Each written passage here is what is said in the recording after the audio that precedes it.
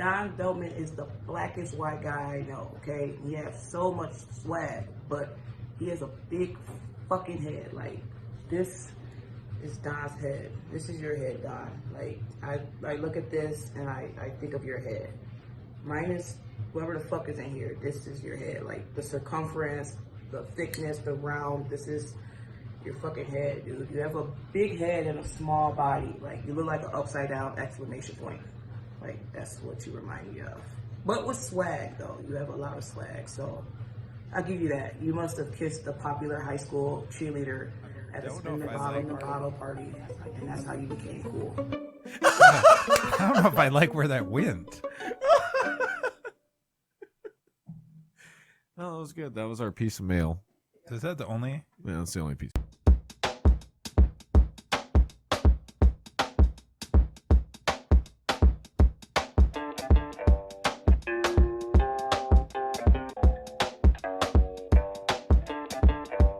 Problem pills?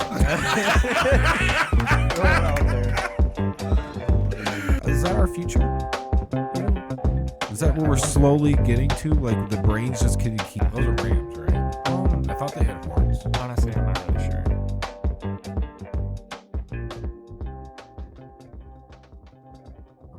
All right, Don. Hey, how's it going? What's going on? Let's act like we haven't been hanging out for a while. Hey, we haven't talked about anything yet. So. Yeah, dude. So Don Veltman. Yep. Veltman. Booking all these bomb ass comedy shows coming to town. Yeah, thanks, man. Yeah, first of all, I guess did you start out with just bowling alleys, or Yeah, did you start out like with comedy? actually started out with bowling. Just bowling. Yep. And then just kind of fell into a comedy situation that there just could have been a lot more going on with it. It was underutilized at that point, so I kind of jumped in, and I thought like I made a big leap with talent, and now looking back, it's like kind of comical. But Well, yeah, it kind of always is. Like for you look back at what you once thought was like a huge accomplishment, and once you've made it so far into something, you're like, wow. Yeah. It's kind of like me and like playing music and stuff. We would look back at our earlier tapes, like, man, we played that so slow, but we thought it was so cool. So you started out with just bowling alleys. What got you into bowling? Are you a bowler? Yeah, actually, I've probably bowled since I could walk. Yeah. Really? So you like what kind of a bowler are you? Are you like the straight? Do you roll it straight, or do you got the curve? I throw a hook, yeah. A hook. Yeah. What made you go for the hook?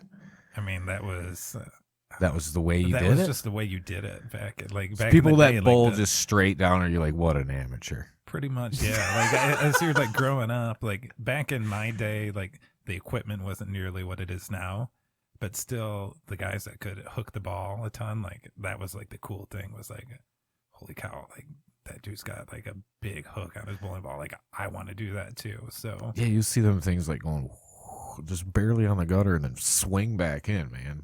it's changed so much now too. Like everything that I did growing up, now like watching like these younger kids, like it's like this weird little like yo-yo flick with their hands. Like it doesn't even look like they're trying, and they're so good. Really? Yeah. Yeah, I remember my cousin like really trying to master that hook thing, and he'd be going up kind of like almost two-handing it, when he's trying to learn, and just Sometimes really flicking it like to get it to spin. Yeah, sometimes the more that you try to hook it, the less that actually happens. It's when you're nice and relaxed and get the timing right. There's a lot of timing involved to it. So is it really just a flick of the wrist? Pretty much, yeah. I mean, the way that it is now, like the guys that are being really successful beyond like the two-handers, the one-handed bowlers, like the way they bowl, it doesn't even look like they're trying to hook it, and they like get this weird like roll, like behind roll, like end over end roll, and then it just picks up and takes off. Like a guy like Andrew Anderson is from Michigan. He was PBA bowler of the year a couple years ago. Guy doesn't even look like he's trying, and he can cover like every single board on the lane with how much his ball hooks. It's Really? I don't know. It's almost like as somebody that's bowled for 40 some years now. Like you watch that and you're just like, ugh. So is it one-handed bowler? So there's two-handed bowling. What's the difference? Two-handers, yeah. Like so, basically, that kind of. I think what happened was like younger kids, as they were starting off bowling, they don't have the power to hold it one hand, so they were throwing two hands, and eventually there was a guy, and I'm sure it was somebody before him, but Jason Belmonte is the guy that became huge as a two-handed bowler. He's one of the best bowlers in the world, and the amount of hook revolutions and speed that you can get, the combination that you can get throwing two hands, it almost makes it an unfair advantage. So it's become a huge part of bowling is the two-handed bowlers. So it wasn't two-handed wasn't always a thing? No, yeah. So basically what eventually started to transpire was guys took their thumb out of it and they were just going with their fingers one-handed.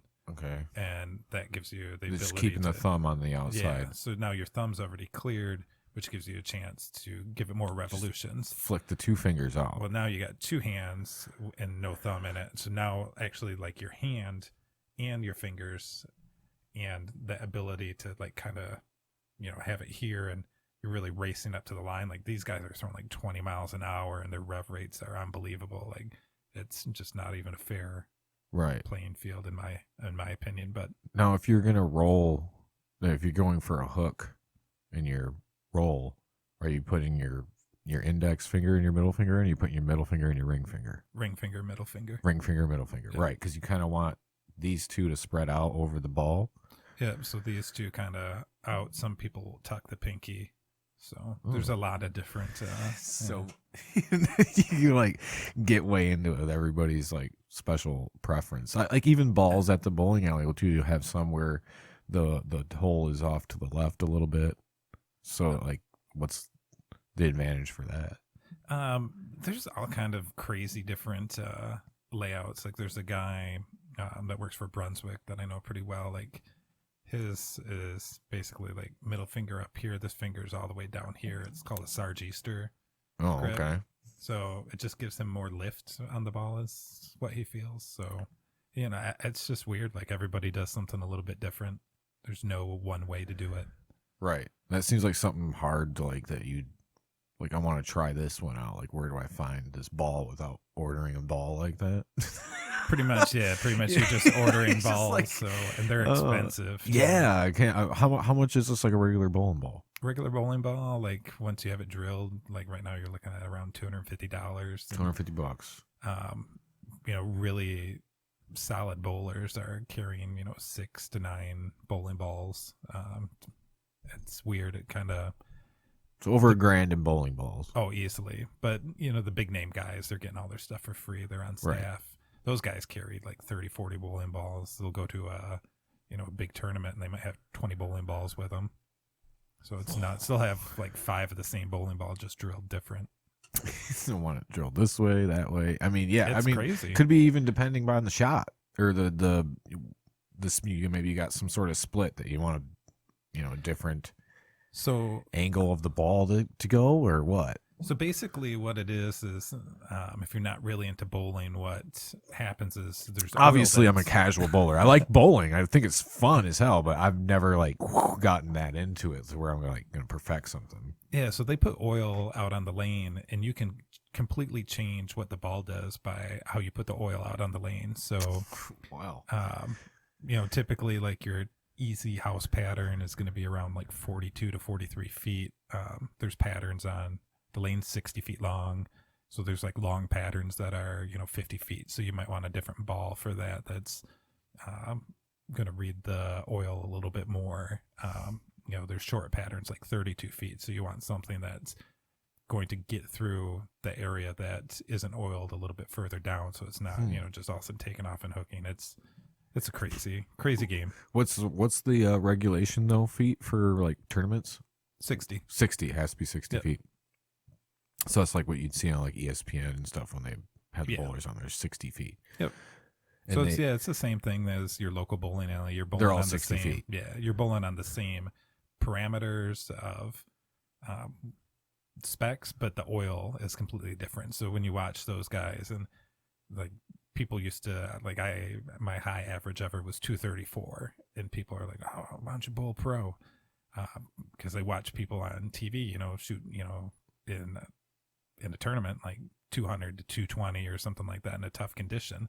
They don't understand that my 234 and that like are so different. Like I'm gonna shoot 160 on that. It's tough. It's like a good comparison is like golf courses when I go play a little like short par 3 course or something like that, right. and I can shoot par or whatever, and you go out and something that's stretched out to 800 yards, and the greens are rolling at 12 on the stimp meter. Like it's a whole different world. It is a whole different world. Have you ever had the opportunity though to like bowl on a professional? Oh yeah. Okay, so humbling, very humbling. You're like, guys, you don't know. Yeah. Like I've tried it. Yeah, it's insane. Like so you went to throw like your hook, and then it just. How many gutters did you get? Right before you got used to the way the oil was. Oh yeah, there's definitely times. Like the first time that I really did it, I was like, whatever. Like it can't be that much different. And go out there, and yeah, I threw it out, and I was like, this can be a good ball, and just keeps going in the gutter. I'm like, what the hell just happened here?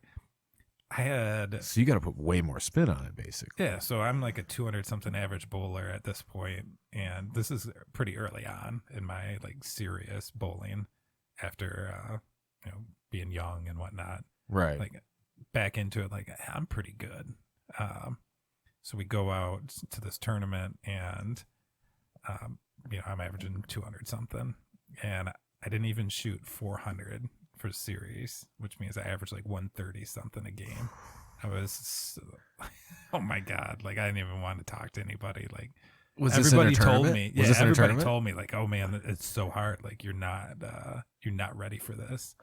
And I'm like, nah, I got this, and then go out and it's like, nah, I ain't got this. Oh man, yeah, so, you're expecting what you get normally. Yeah, I didn't think like, oh, there can't be that much of a difference, Right. Oh, there is. Yeah, there's a huge difference. Now, at that point in time, did you know about how the oils ran different on, or is that something you more discovered after the fact? And then you're like, oh, okay. I kind of knew a little bit, but not to that extent. And then there was a guy that was also really good that I was kind of working with a little bit at that time, and I'm struggling, and he's kind of behind me, and he's like, you need to stand on 25 and look at 17.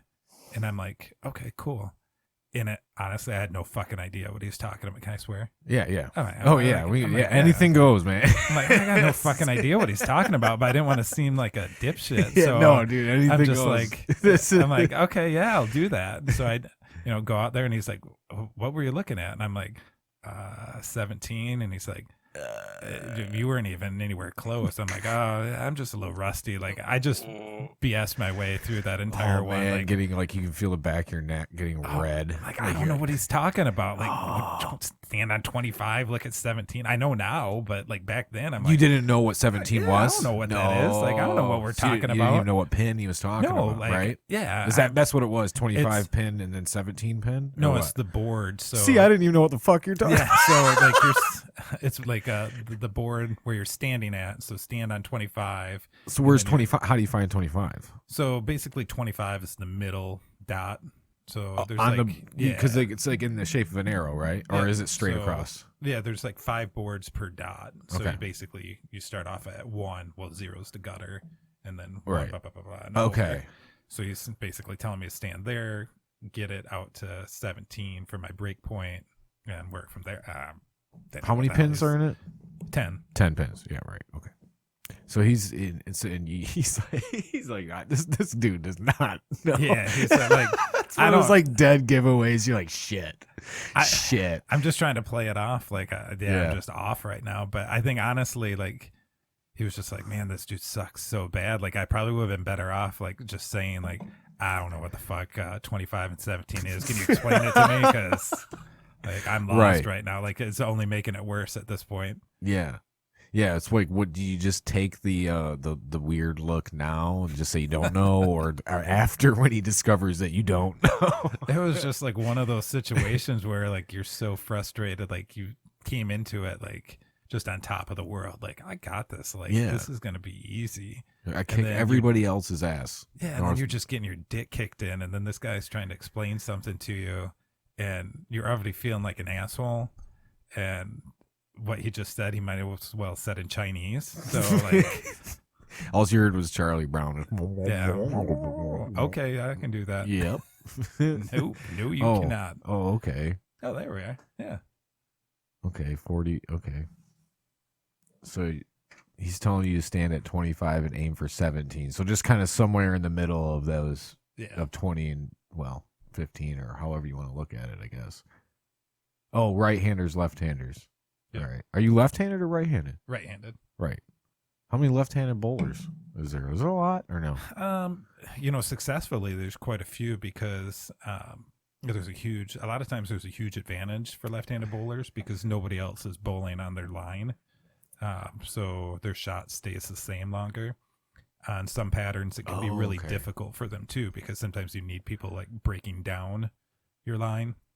So if you run into a situation like that, they just don't have enough people to break down the line. So you'll see like certain tournaments are. What do you mean by breakdown? You mean by what? So wearing down the lane. So when we go out the oil to and stuff. Yeah, when we go out to like the national tournament, it's like a really difficult shot. When we're warming up, people think that we're probably terrible because we'll have like somebody throwing plastic down the middle, which will try to drag the oil in the middle down further to give you a little more hold. And then there'll be a bunch of us throwing like the dullest bowling ball that we've got to basically try to soak up oil. So we'll be trying to take everything out of like, say, the right-hand side. So it looks like we're, missing the pocket by a mile. So people watching us warm up are like, these guys suck. Right. And then, we still suck, but we suck a little bit less. So. But you're trying to take away some of that oil off. So you're trying to take some of that oil off, so that way you've got a little more room to, get the ball out. It gives you a little, rather than trying to throw it over a spot that big, if you can get a spot that big. So why would that give the left-hander more advantage when they're not having more of that oil taken off? So in certain patterns, that isn't the case. So in those situations, then it's good for them. That's when you'll see like in a tournament, the top 5 usually is what move on to, they call step ladder. And you'll see like 3 left-handers on that show, and there's probably 10% of the bowlers are left-handers on tour. But then you'll see other where the top left-hander will be like 30th, like he just got his dick kicked in. Yeah. So it's sometimes it's good, sometimes it's bad. Yeah, well, of course, and with anything too. You're gonna have good nights, you're gonna have bad nights. But so how did you end up earning or getting your first bowling alley? Actually, so I was out at Sherman Bowling Center in Muskegon running the comedy club there, and I was going to buy Sherman, which is about an hour from my house. Everything was progressing pretty good there, and just out of the blue, the bowling alley in 3 minutes from my house came up for sale. So it's like, it doesn't have nearly the profit potential that Sherman does, right? But at the same time, it doesn't have nearly the catastrophe level that comes with 50 lanes. So it's how much many more lanes manageable. It's 6 lanes. So it's yeah. So like nothing too bad at once can really go on. So I wound up buying that. I mean, it's 3 minutes away, so it's really easy. If anything goes on, like I'm right there, and that's kind of how it all started. And when I left Sherman at that point, when I bought my bowling alley, they were just going to get rid of the comedy club. I said, whoa, like I had grown to absolutely love that. Like that was something that honestly I love more than bowling.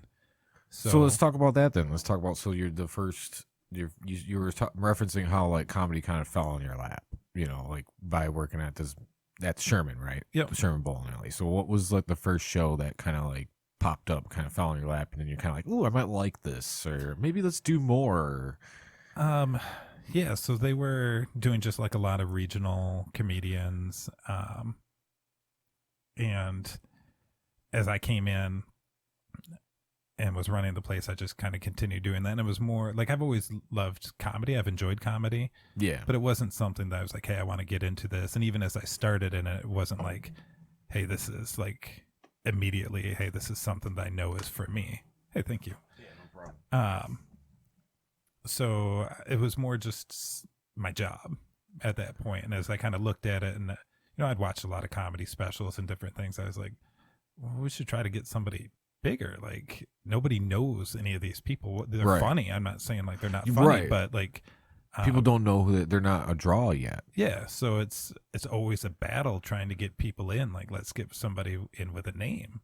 So I actually knew Mitch Fatel's manager really well. So I reached out to him, and this was my first big show. Right. So bring Mitch out, and we had great sales. And I remember picking up Mitch from the airport.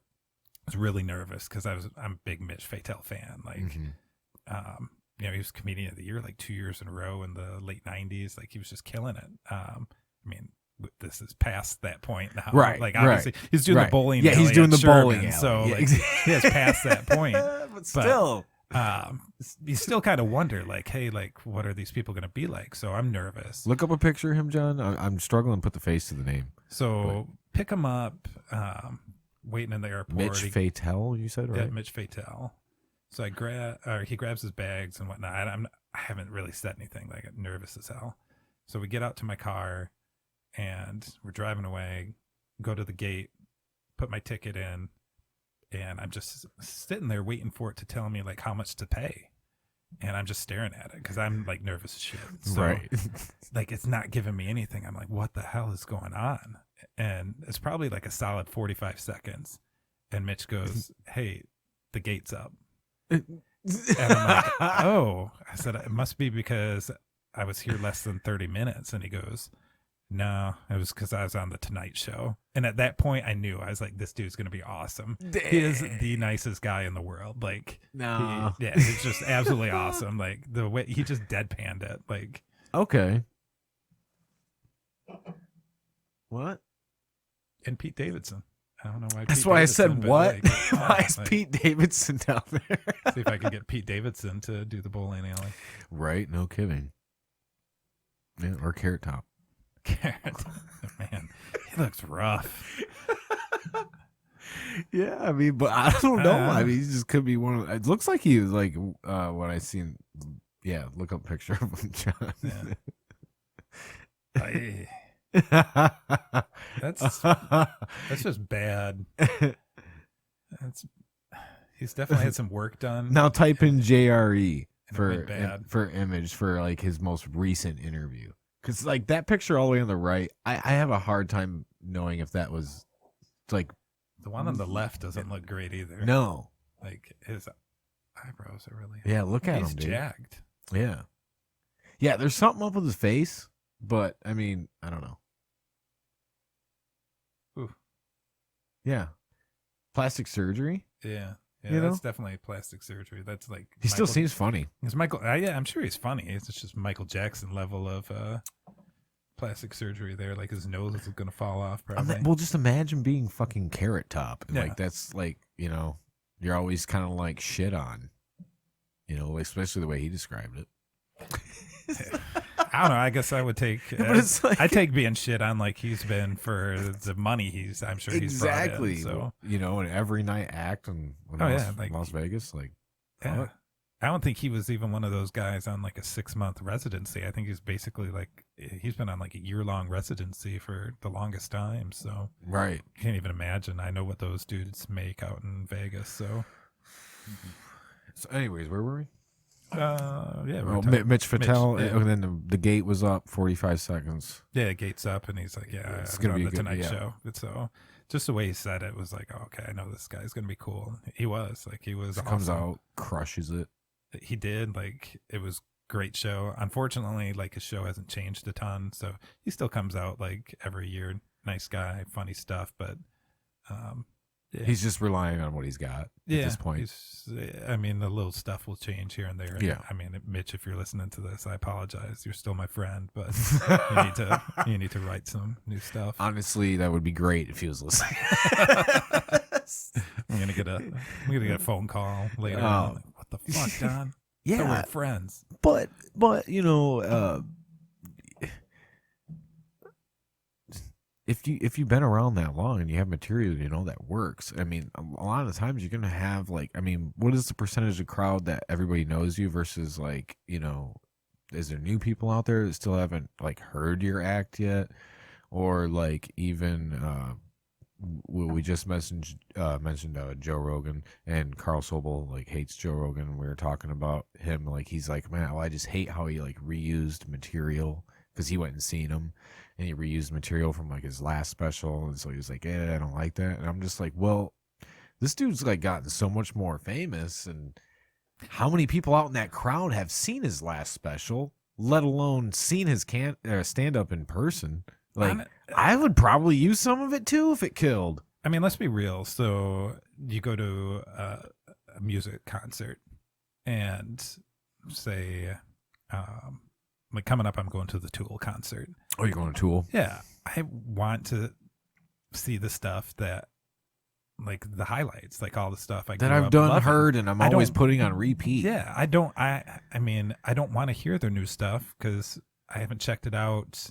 Or I checked it out and didn't like it, or whatever it might be. Like, I want to hear the good stuff. Like, honestly, if I went and saw Dave Chappelle, like, I'd love to see him do Killing Me Softly. Like, that was, to me, that was amazing. That was one of the best stand-up sets in my mind ever. Right. There's a certain degree, though, when it's a punchline, though. It's like something like, how many times more can you hear it before you're not belly laughing again? You know? I mean, or do you just go to just appreciate it?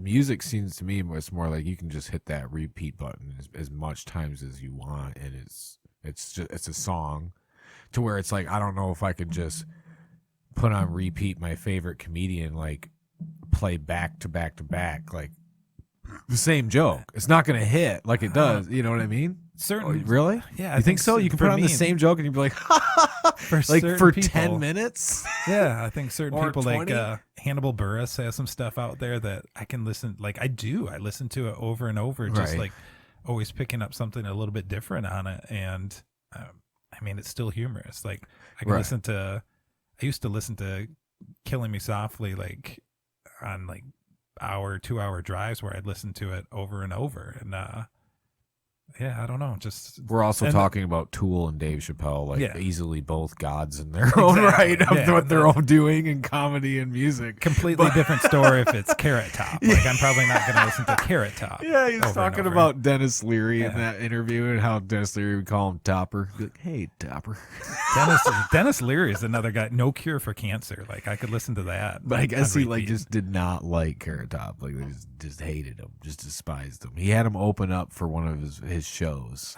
It's crazy always to like hear back on those type of stories, like, and they cut Carrot Top opening for Dennis Leary. Like what? I'm not a big Carrot Top fan, but like still that's like just absolutely insane. We had Craig Shoemaker out, kind of an a-hole, but he was huge at one point.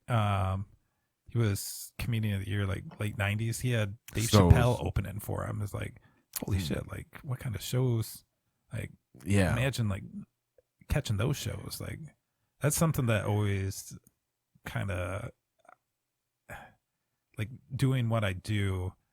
I always want to see that person kind of take off from here. Like that would be great to be able to look back and say like, oh man, like Justin Chupp was hosting shows for me, and now he's doing Netflix specials, or you know, someone like something like that, where you can just be like, holy cow, like I seen that dude, like when he, you know, I remember Justin when he was terrible, like he was everybody's got to start somewhere, you know. I mean, I think I've even told Justin this, like when he first started and he was like doing some hosting work for us, like he was so dark. It was like, that's fine, like once you get to being like featuring or headlining, but hosting, like nobody wants the host to come out there and just like bring him way down. Like, Right, that's right. not the goal. It's like, dude, you can't do this. It's like, I appreciate it, but Appreciate what you're doing here, but yeah, that's not it's how not you going to can work host. for this gig. Yeah. Now he's great. What year was that? Jeez, this is probably like 5 years ago, probably. 5 years ago. Yeah, he was rough. He was rough starting out. Like you could see, like he had like the makings and whatnot, but like he just didn't have like the tempo, and then he didn't read the crowds great. Now he's really good at that. Like he's Justin's one of those guys that has put in a ton of work to the craft. Like it's, I haven't been able to watch him for 5 years. Like I know he does a lot of work with me, for me, with me. So I'm biased a little bit, but throw that out there still. Like, I mean, that guy, he should have quit 5 years ago. Should have quit. Should have quit 5 years ago. And then like he put in the effort. Like I never would have thought like, hey, this dude could actually like do this and be really good. Yeah. Like, that's crazy. You know, when you stick with something, you just stick with it, you know, and you're just like, no, this is what I really want to do. I might suck right now or whatever, but you just keep going and you just pick certain things up and you just watch other people come and go and fail and succeed, and you just pick everything up along the way, you know. It's definitely a crazy business. Like some guys will just toil at it forever and then kind of come out of it. Some guys will do it for like a year and just take off. Gone. Yeah. Or take off. Just like, absolutely take off. Right. Yeah. Like it's just one of those things, like right place, right time. You know, there's guys in West Michigan, like there's 5-10 guys in the West Michigan area that they're better than probably 98% of the national acts I bring out. But, you know, they just haven't met the right situation yet that's going to launch them. And hopefully, you know, I'm hoping that's something that I can help do.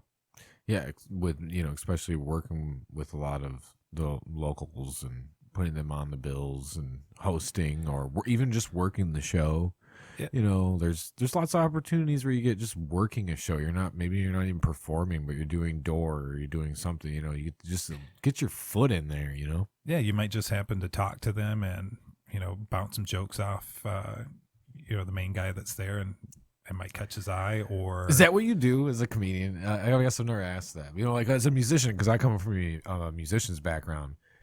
So you meet like a more famous band or a band that's bigger, you always try to slide them your demo or something. You know, you're like, hey, here. I don't care if you throw it in the trash can. I gave it to you, right? So is that more like you kind of bounce jokes? Yeah, Is a lot that of it? times guys will, especially if they're on the show with them, they'll kind of ask them, hey, what'd you think of that?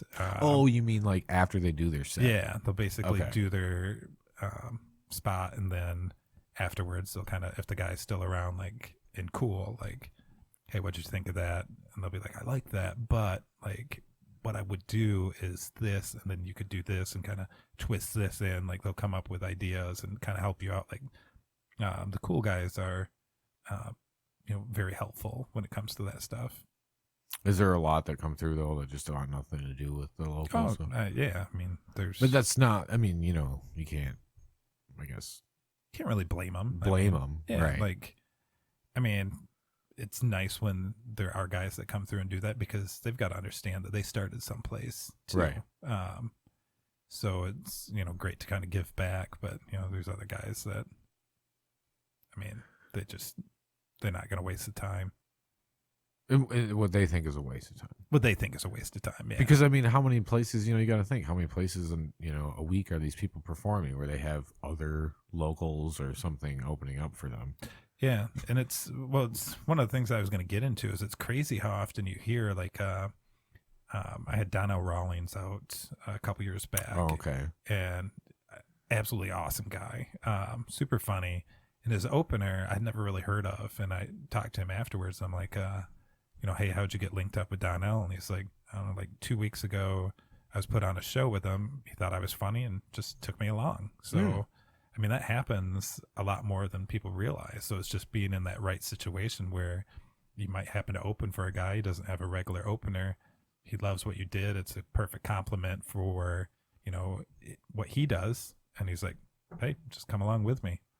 Right. Now, This guy's name is Adrian Washington, and he shared the stage with Donnell's tight with Dave, so he's done shows with Dave, Bill Burr, like all those guys do some stuff together. So he's gotten to Lincoln with all those So it just guys. gave me goosebumps, and I'm not even a comedian, but just knowing like you got to, he got to do that is like that's what you dream of. Yeah, and that's what it is. It's just if he didn't happen to do that show with Donnell, like does he take off? Right. Who knows? It's all about like the luck of the draw almost, Yeah, whether you exactly. get on I mean, that show or not. There's some guys that you just look at and you feel like, man, they were going to make it no matter what. Like Dave Chappelle. Like, I just don't see a situation. Dave doesn't make it. A Bill Burr. The only like situation where they don't make it is if they don't make the right connections. Yeah, just completely don't make any connections. Just whatsoever, just give whiff up. it, or maybe they're like trying to support, a family or something at the time that they're trying to do the same thing with a comedy career, so they can't take every opportunity, and then that one opportunity goes by that would have been the one, and then they probably look back, or then they hear about how Adrian got picked up by Rawlings to Go, and then they're like, "Fuck, Yeah, I declined that night." There could have been been somebody that said, "No, I can't perform," tonight. I actually had that with a guy in the West Michigan area that declined to be on the show. Someone else got on it, and they wound up taking him with them. Really? So, yeah. What show was that? Shoot, it was a while back. I can't remember exactly who it was. Well, I remember who the comedian was. And Yeah, I'm the not comedian. Yeah. Oh. No, the comedian that passed on it. I'm not gonna but you mention don't that. remember the main act? I don't remember the main act exactly. Oh, yeah. God, it was like 3 or 4 years ago. Shoot, man. It'll start bouncing around in my brain, and maybe in the Where was middle it of at? It was at Muskegon. Muskegon. Yeah, it was at Muskegon. So is Muskegon where you really started to try to build Full House? Yeah, so Muskegon was the first club, so that was Right. the only club. So then when I bought the bowling alley in Howard City, it's What small. year? Oh, again? geez, this is like eight years ago. So was that like 2014? Yeah.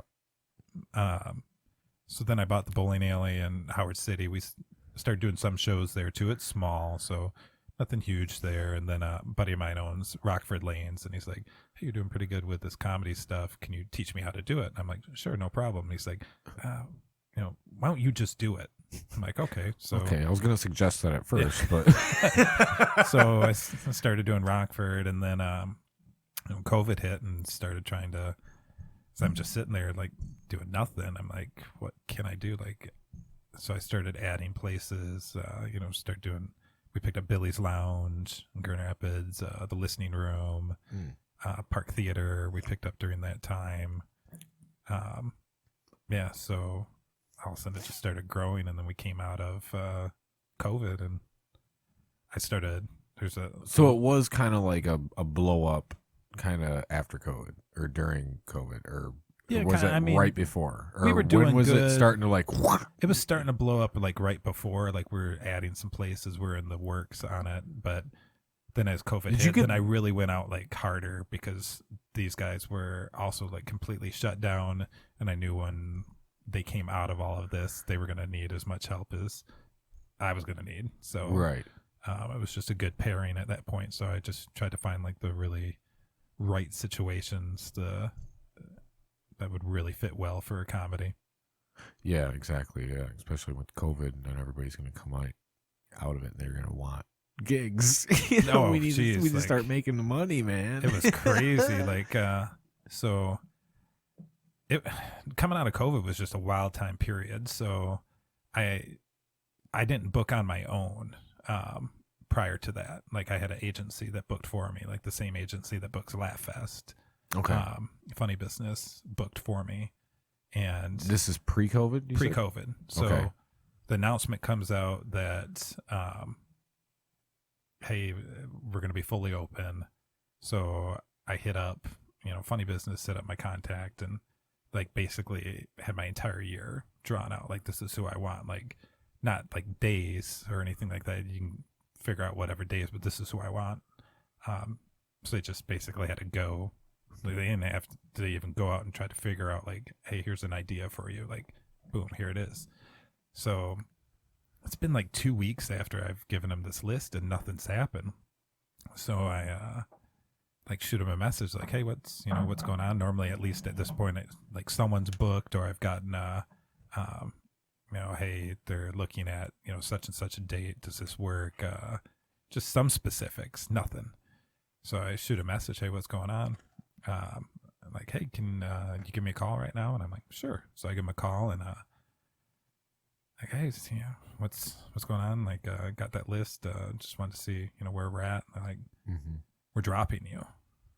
I'm like, and I laughed. Like, I'm like, they're fucking with me right now. Like, this ain't real. Like, you don't want my money? I kind of laugh. I'm like, no, seriously. And they're like, no, seriously, we're dropping you. We're focusing on traditional comedy clubs. Like, what's traditional comedy clubs? They booked Grins also. I think my theory is that Grins with me picking up Billy's and some places towards Grand Rapids that I was just too close, and they basically said, hey, pick. Apparently they picked wrong. Yeah, no shit. So no hard feelings. You haven't gotten a call yet. Huh? Yeah, no hard feelings anymore. It's the call I'm not taking. But yeah, it was kind of a panic at that time. It was like, oh crap, like what am I gonna do? Like I've never booked before. It's like kind of that first day I was like, I'm done with comedy. And then the next day I'm like, oh fuck this, I'm not going out like this. Like I'm gonna. Isn't that how it always goes? Yeah. Oh fuck this, I'm done. And then the next day you're like, no, fuck that, I can do this. Like I'm sticking it to them. Like I'm gonna do this. Yeah. So that was like my initial motivation was like I'm gonna stick it to them. Like I'm gonna show them. I went out. I know Eric Stain really well. We did a podcast, and like I just spilled the beans on like everything. Like I didn't. That's lie. one dude I'd like to fucking get on here too. Yeah, I didn't lie whatsoever. Like I told the whole story, but I didn't hold back, and I don't think they really liked it.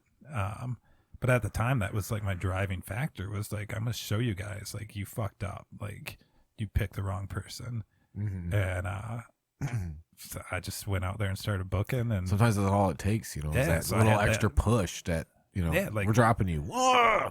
Yeah, like the most dangerous person is someone that's backed into a corner with a little bit of fire in their belly, and that was me. And isn't that true? Yeah, it just came out kind of slinging, and it just worked. Now I'm at the point where it's like I'm not mad at all. Like honestly, like it was the best thing that happened to me. It was, yeah. So like it's funny how how that people works ask out. like, oh, you still hate funny business? No, like I actually had some great relationships there. Like I missed the fact that one of the main people that I worked with was one of my really good friends. So like I'm a little bummed about that, and I have no ill feelings. I don't know why it happened, but I'm sure like they had a reason for it. So right, it is what it is. Like it all worked out for me at least.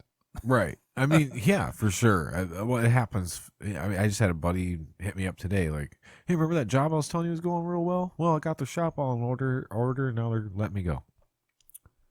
Why? They're saying it's because of COVID.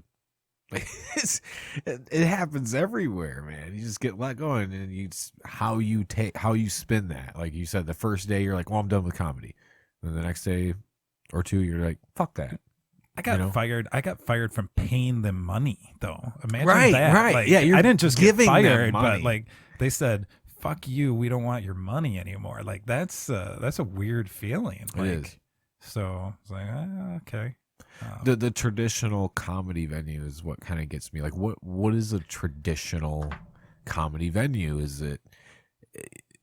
It's not a park theater or even a theater's bigger. That's not traditional. No. A traditional would kind of be what you have with the new comedy venue almost. Yeah, so I think that's what they're getting at is Grins. Like Grins is a Thursday, Friday, Saturday. Well, was a Thursday, Friday, Saturday. 2 shows on Friday, 2 shows on Saturday type situation. Right. Now, like whether that's like the layout is a traditional comedy club, I guess I would beg to differ with that. But the way they did business is a traditional comedy club.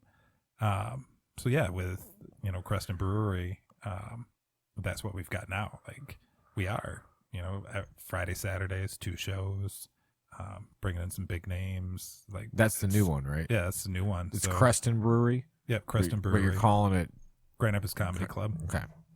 Right. So yeah, it's on the second floor, Creston Brewery. It's only only Fridays and Saturdays, you say?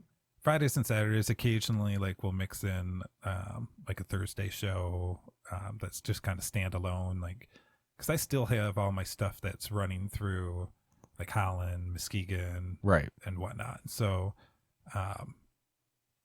if there's a situation that arises where I can put one of those people at Creston on a Thursday, then I've done that. Like Steve Trevino is going to be there on a Thursday while he's also doing Muskegon Park.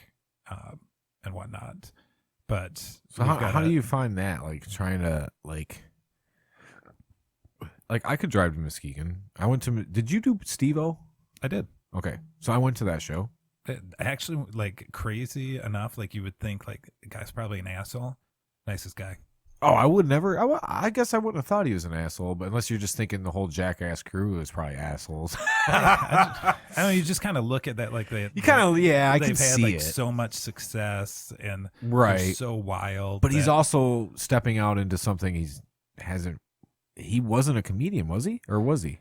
Not really. Like I definitely wouldn't say it was definitely more of a story show. Yeah, I wouldn't even say he's a comedian now. No, it's not. I'm going to tell you a story and it's going to be funny. Yeah, exactly. And it is. Like, it was a good show. Like, heading into it, I thought it was kind of novelty act type thing. But then when I watched it, I was like, this is really funny. Like, this was really, I watched, I think, all 4 shows, and it was the same thing. And I still laughed, like, each time. Like, it was like, that's still funny. Right. And then he's just a nice dude. Like, so how do you find that? Like, because I drove to Muskegon to see that. I wasn't here in Holland. It was a guy I wanted to go see, so I drove there. So how do you like work that when you're like, all right, Muskegon, Holland, Grand Rapids, that surrounding area, and they're kind of they want to bounce. They want to do Thursday, Friday, Saturday, or whatever.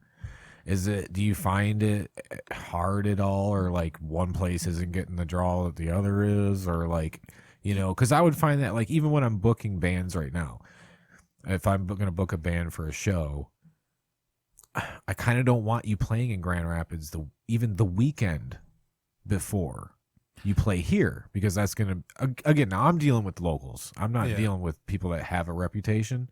But it's like, I don't want your draw to go there, and they're like, I don't need to go see you, the next weekend. But is it just that much different with comedy, where you're only going to capture the Muskegon and the Holland and the Grand Rapids, or? Yeah, for the most part, like in a situation like Steve-O, you're going to draw. I drew people from other states, right? Yeah, they're looking for that show, so. If nothing's coming to, like, people from Ohio, Indiana, Wisconsin, I remember coming to that show. People from 3-4 hours away in Michigan coming to that show. That's just the closest he's coming to them, so they come out for it. So what about these other acts that are kind of coming through that have a name, but maybe not like the average person is going to know who they are?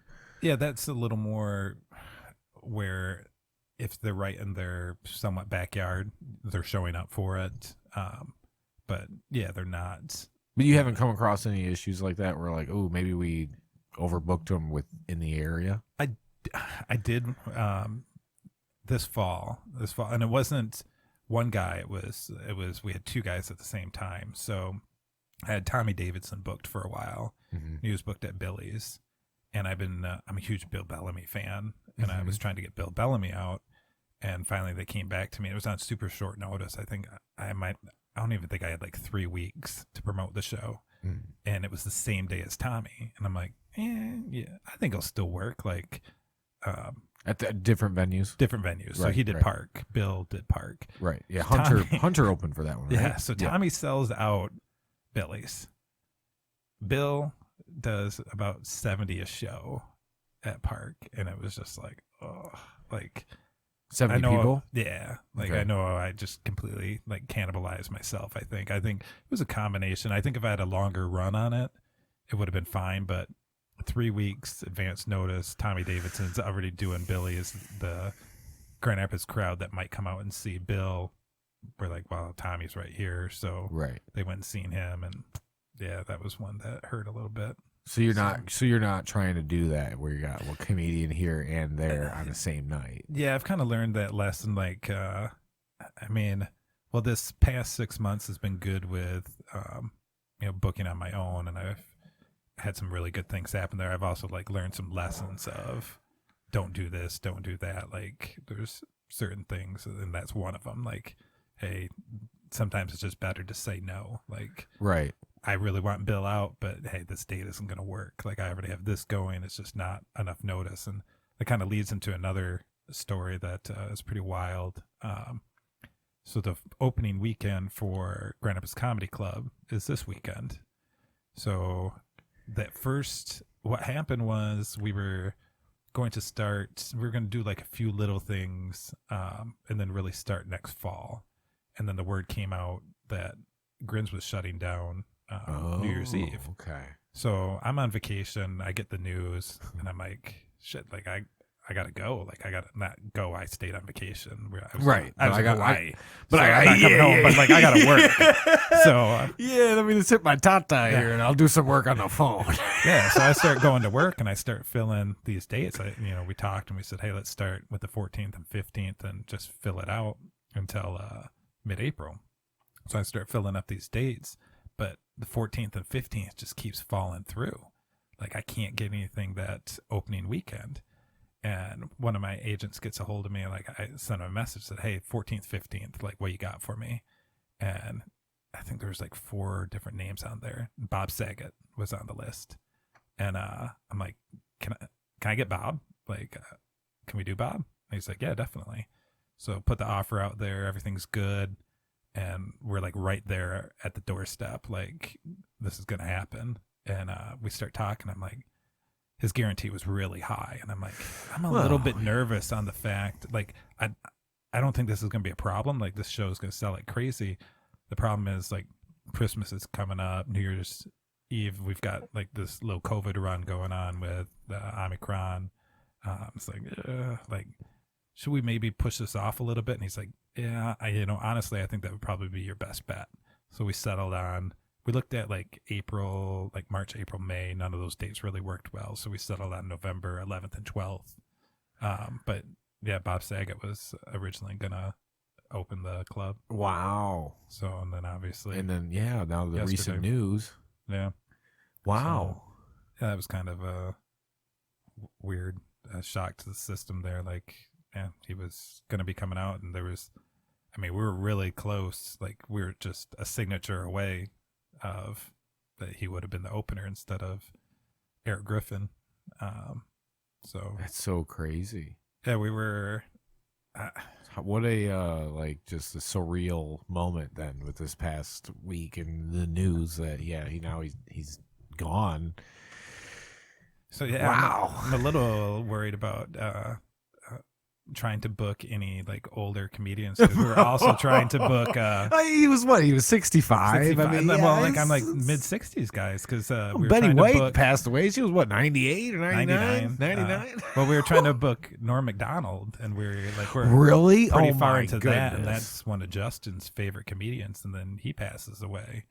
So we're in the works with Gilbert Godfrey, and that's one of Justin's other big comedians. I'm like, should I just stop negotiating right now? Should I just back away from this? Am I the bad juju? Yeah, like if Gilbert dies now, like what am I like? Yeah, I'm not ever gonna want to book anybody ever again. It might be a death sentence for you. You've got to pass the health test now to do a physical. Jeez, man. Yeah, that was some crazy news. Yeah, that was Bob Saget. That was like someone sent me something. I'm like, yeah, whatever. Like. That's like, no, it's true. Yeah. And then I look it up, and it's like, oh my God. Like, I mean, I thought there had honestly, like Bob's lived a life. Like people probably don't realize it. Like they look at him on, Full House, America's Funniest Videos, like most clean cut guy. Like absolutely not. Like no, his dude was an animal. Like I don't know if you watch Entourage, but like that was his true persona. Like that was Bob. So I figured, the word was going to come out. Like they found like, he had a 8-ball and 7 hookers in the room with him, and everything's like come up clean. Like no drugs in his system, nothing. Like dude just died. I mean, I guess that happens. Right. Yeah. Apparently. Apparently, it's just one day. You're done. Yeah. Sometimes it doesn't take, drugs or hookers or anything. So. Right. Well, that's the first thing people go to. Well, was it drugs? Yeah. I mean, which, can't blame people for automatically assuming when it's somebody that's famous, because it always seems to be down that route somehow. Well, yeah, and 65 isn't that old anymore. And No. typically when you hear of someone dying that's 65, they had something going on. Like Norm had cancer, just he didn't put it out there. Like people didn't know. Right. So Charlie Murphy had cancer, guys like that. Like they don't put it out there that they've got it, but they had something going on. Like, and I gotta assume that isn't the case with Bob, because he had just performed that night. Like if something serious was going on with him, but then again, Norm was still booking stuff. So, right, man, that's crazy to think about. Yeah, he was gonna open and then all that. I was gonna bring that up too, and then you did. I'm like, wow, yeah, holy crazy. Crap. No, it's funny because you ended up booking Eddie Griffin for Labor Day, right? Yeah. I originally had that date to book a show. Over at Park Theater. I'm sorry. No, I gave it up. I was like, hey, I'm not going to be able to find local acts and stuff to come here on Labor Day weekend. It's not going to work. Everybody wanting to do stuff. He's like, all right. And then I'm like, I'm just scrolling through it. I'm like, Eddie fucking Griffin's coming. God dang, Labor Day weekend. Wow. And I just get proved fucking wrong. So that wasn't even my first show with him. It wasn't. It was in Muskegon before that. It was my first show timeline wise. Like it happened before the Muskegon show. But what happened was it was one of the first shows that I really got. So as I was out on my own, I started scanning through and looking for guys that were doing casinos in like Chicago, Detroit and whatnot, to see if I could catch them. Like, hey, you want to come through on an off day? So I seen Eddie was doing, I think it was Motor City Casino in November, like November 20th, I think it was, or something like that. So I just reached out, and I did this to a bunch of different comedians, and really didn't get any response back. For that date? No, just in general. Like, just in general. It was one of those things. So Eddie Griffin was like your first booked show that you booked? Is that what you're saying by first show? Because you obviously been booking way before that. Yeah, that I booked personally. Like you personally booked was Eddie Griffin. I had booked some stuff before. What Eddie, a big first show to book. Yeah, so I actually had booked some stuff before that through agencies and whatnot. But this was like the first one where like I just like reached out on a whim, and so shoot, it was like, and it was because you seen him performing at the Motor City. You're like, let's just reach out and see what we can do. So it's like 1 a.m, I think it was, and get an email, and it's his agent, and so we start going back and forth, and he's asking me, information about, like about my venues. Like he's like, what's your venue like? I'm like, well, I got like 7 of them, and he's like, well, tell me about them. So I go through and like I tell him about them, and tell me about your venues, man. Yeah, well, okay. So I'm going through, and I'm honest when it comes to this. Like I don't sugarcoat it. So like you don't want them expecting something more when they walk in the door, or something less, or so Muskegon holds 425 people. Is it the most aesthetically nice comedy room? 100% no. Like it is not. Like you were there for Steve-O. You could make it though. Yeah, I don't know. No, you don't. Just the money you'd have to invest. Yeah, you'd have to put a lot of money into that to make it into that. It's, I mean, for what? Just get some real brick. The purpose for the purpose it serves, like it's solid. Like at the same time, like solid. I knew, like this is Eddie Griffin, so like I was brutally honest with him, and I always am with agencies. Like I tell them, like, hey, Muskegon holds 425 people, brings out a great crowd. All that's good aesthetically. Like if they're really concerned about what they're performing in, it's a banquet room attached to a bowling alley. Like, so like it's not for everybody, but if, they want the capacity of 425 and make some money and whatnot, it's a good room. It brings out a good crowd. Yeah. So I kind of explained that to him, and he's like, so it's your best room? And I'm like, no, it's probably my worst. He's like, but it holds 425. I'm like, yeah. So it's your best room? Like, no, like it's not my best room. And he's like, but it holds 425. And I'm like, if that's what you're getting at, like that it holds the most, then yes, it's my now this best is through, room. Is this phone or email? This is phone at this time. Yeah, so now you're we've graduated to right. phone. And this guy's awesome too. Like, he and I are friends now.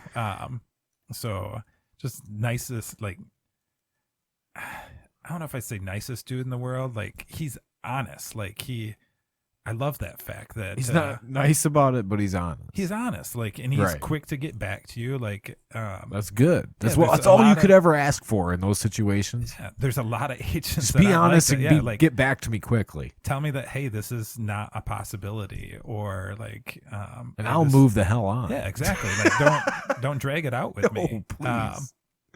So he's always been really good with that, and we've become friends because of that. Like, I've referred people, like comedians without agents, like that come through that are good comedians that just are in between representation. Like, I've hooked him up with some people.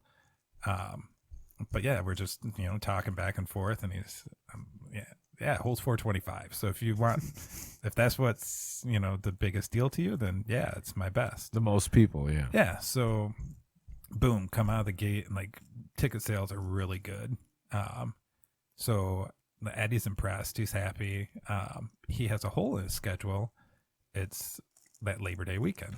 So they hit me up on that. They're like, hey, do you want this? I'm like, ooh, man, like, I think I like had a month or so notice. It's Labor Day weekend. It's like, I don't know, but it's like Eddie Griffin. Like, so I was like, fuck it, let's just do it. So we wind up doing it, and sells out. Like, it went really well. Eddie comes out, and he loved the Park Theater. I had great things to say about it. What was your first thoughts of the Park Theater? Oh, I think it's great. It reminds me of like that kind of old school, like true, like theater, like comedy theater. Yeah, vibe. right. Like, right. It's kind of perfect for it. Yeah, I don't like the big theaters that are like theaters that like Fox Theater. Yeah, that you'd like have a play in or something like that. Yeah, I don't. To me, that's not like it. Yeah, it's nice. It's not like that old school comedy theater venue, and that's what Park reminds me of. It's like I was in love like right away as soon as I seen it. I was like, this place is great.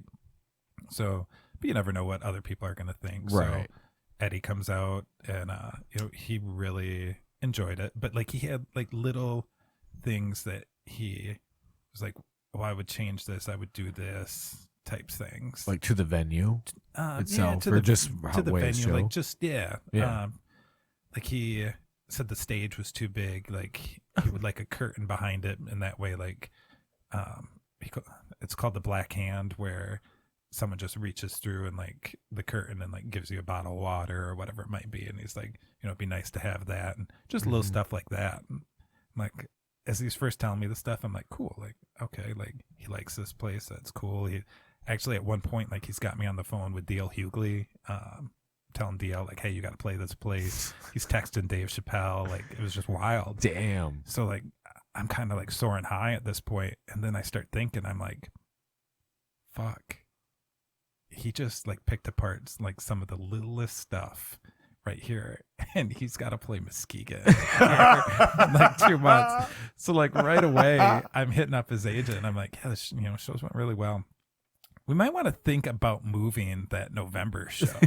And he's like, what? Like, tickets are doing really well. I'm like, yeah, no, I agree. But like, he was a little skeptical of like some certain things at Park Theater. Park. Then, like I said, like aesthetically, like this isn't even close. And right. He's like, no, we're good. So that night we had Eddie and I think Shane Smith was the week before. I first seen that dude on Dry Bar Comedy. Shane Smith's awesome. You heard of that? Dry Bar? Oh, yeah, definitely. Yeah, I started following that on Facebook, and that's where I seen him on. I was like, this dude's fucking hilarious. So there was another show that Sunday at Park Theater at the same time. And so I told Justin, I'm like, hey, I'm gonna do the Park Theater show. You do the Muskegon show, like you and Eddie did pretty well together. And he's like, okay, but the reality was I didn't want to deal with Eddie. Like I knew, like like I know he's gonna see this and be you like, you guys gelled. You just like I sold it to him. Like, oh man, like you guys really gelled. Like I think it's a good scenario. Now, is he going to be opening or performing that show and running it too? So yeah, I think I can't remember if he was on it or not. Like I just tried to block that one from my mind. Like I knew it was not going to be good. Right. Like they told me stories like, and I'm friends with his agent. So he made a comment. He's like, who the fuck booked this one for me? Whoever it was is getting fired. So like I called up JJ after that and I'm like, dude, like you might want to like get in front of this one. Like I tried to warn you. And he's like, man, he's just like, sometimes he just says that stuff. He's like, if he hasn't messaged me, like he's just kind of blowing smoke and whatnot. And he never, he never said anything to him. But actually, I think later on, JJ did tell me that they were talking, and he was like, yeah, don't ever book me there again. So, so apparently his agent was trying to get him, his most money he could get. He got paid, but like I mean, he 100% got paid, right? Yeah, but that's what when he's just focusing on. So it's 425, right? Yeah, exactly. That's your best 425. one. Right? Yeah, that's the best one. And what's Park Theater though? Park Theater's 230 right now, but it'll be probably 350 here real soon. It actually holds 350. I was gonna say, isn't it 350? Yeah, it's an issue of exit doors. So they got a grant to add the exit door and to put in a green room. So when they hit that point, then it'll go to 350.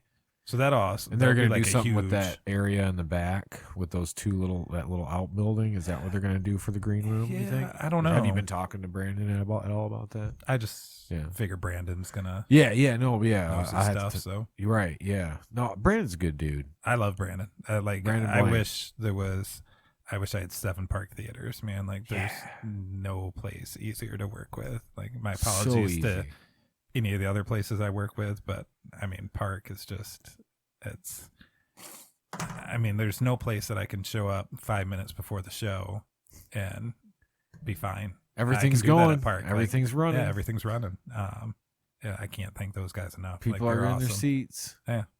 I'm just there. Like, I'm there to cut a check at the end. That's right. I mean, it don't get a whole lot better than that type of situation. No, it don't. It don't. Yeah, and I mean they give you people like me opportunities, put on local shows there. It's awesome. Yeah, when that goes to 350, like that'll open up so many avenues of. 230 is a little bit low for some people, but at 350, and it should happen, I think, pretty soon. I've got some pretty good stuff and like pretty surprising stuff in the works. Oh yeah, anything you care to share?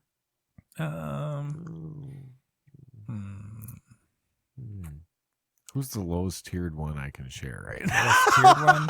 That's what you're thinking. No, give me the high. Give me the highest tiered. No, I'll go lowest. I'm gonna go lowest. Can we rewind? John?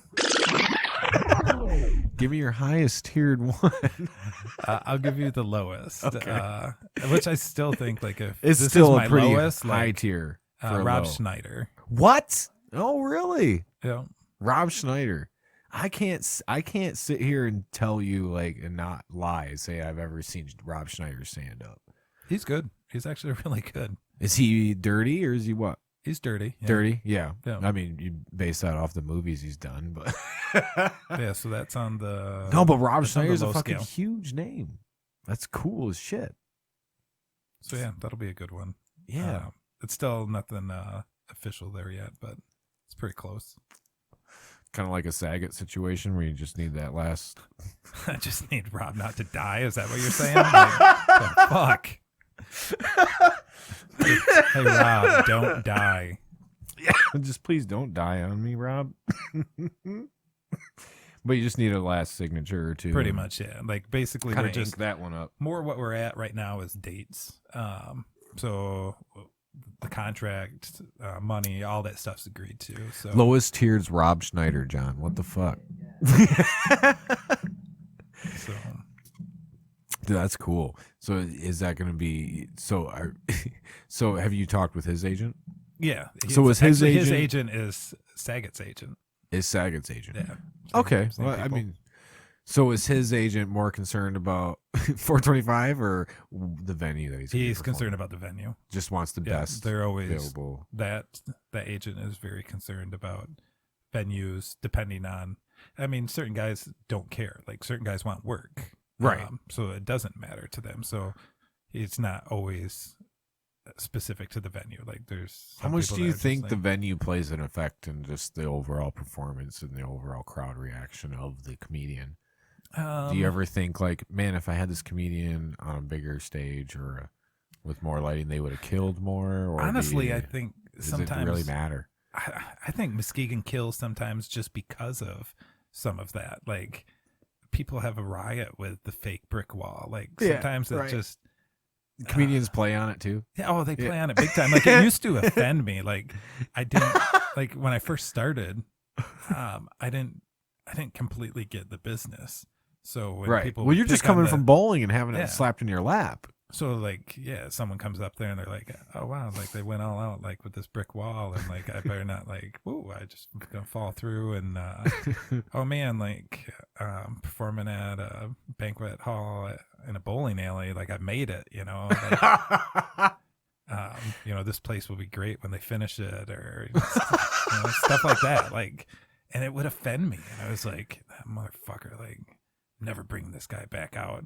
Then eventually, I just started realizing, like, as I added more places too, like even long before that, but I started realizing that's just their job. Like, Yeah.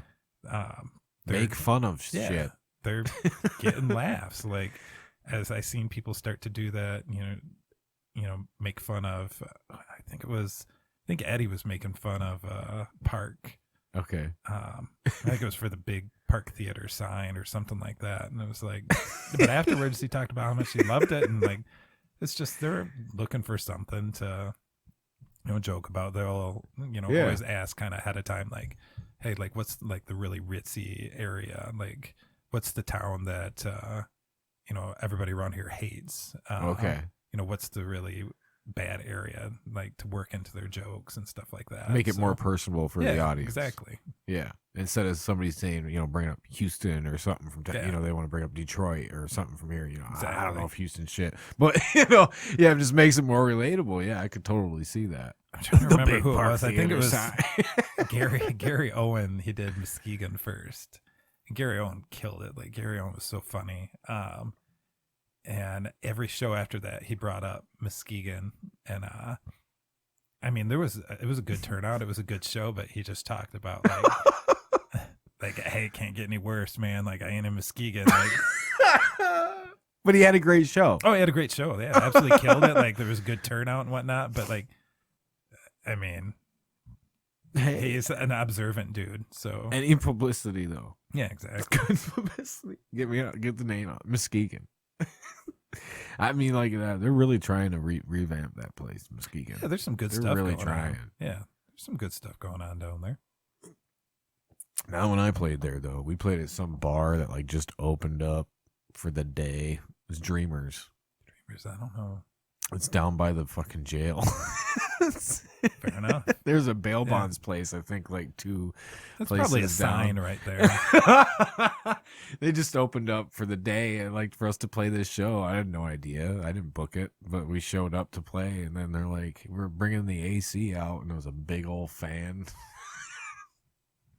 This was in the middle of the summer, and it was so hot in that place. But yeah, but I don't know. Recently, it seems like they're really just trying to prop up like Muskegon, like the state park and everything. They're really trying to fucking They've done a you know, lot. do something with it. Yeah, they've done a lot downtown. I've got some stuff in the works with the Froenthal, like some bigger shows there. Got Colin Mockery. Okay. I don't know. He just gave me like a blank look. Like No, I've heard that name. he like whose line is it anyway? Okay, there you go. That's where Colin's the kind of the purse lipped guy. Yeah, he's got no hair. Yeah. Bald Look guy. him up, John. Yeah, I bald watched guy. you. Whose line is it anyway? Like, I just brought that up on a podcast recently about how it was one of my most favorite shows, and they're like, okay. And I'm just like, dude, it was totally improv. Like I mean, it's TV, so maybe they had some. I mean, you could always go that route where it was staged, but I don't think it was. Yeah, that dude, pursed lips guy. Yeah. So if you pull up the lineup on that he show, was so fucking funny. It's crazy. Like, how fucking old is he though now? Is Drew? Yeah, he might die now too. So, you got Drew Carey, Wayne Brady. He's born in 64. Yeah. 65's the cutoff. When is he booked for? November 5th. Okay, 5th good. You made it before his 65th birthday. Yeah. Is it before? When's his birthday? November 30th. November 3rd. Sweet. He's good. How old was Norm? I'm not sure. Yeah, now we have to see. Look, John, open a different tab and look up how much was Norm. How old was Norm? Holy shit. Please be 65 plus. 65 plus, please.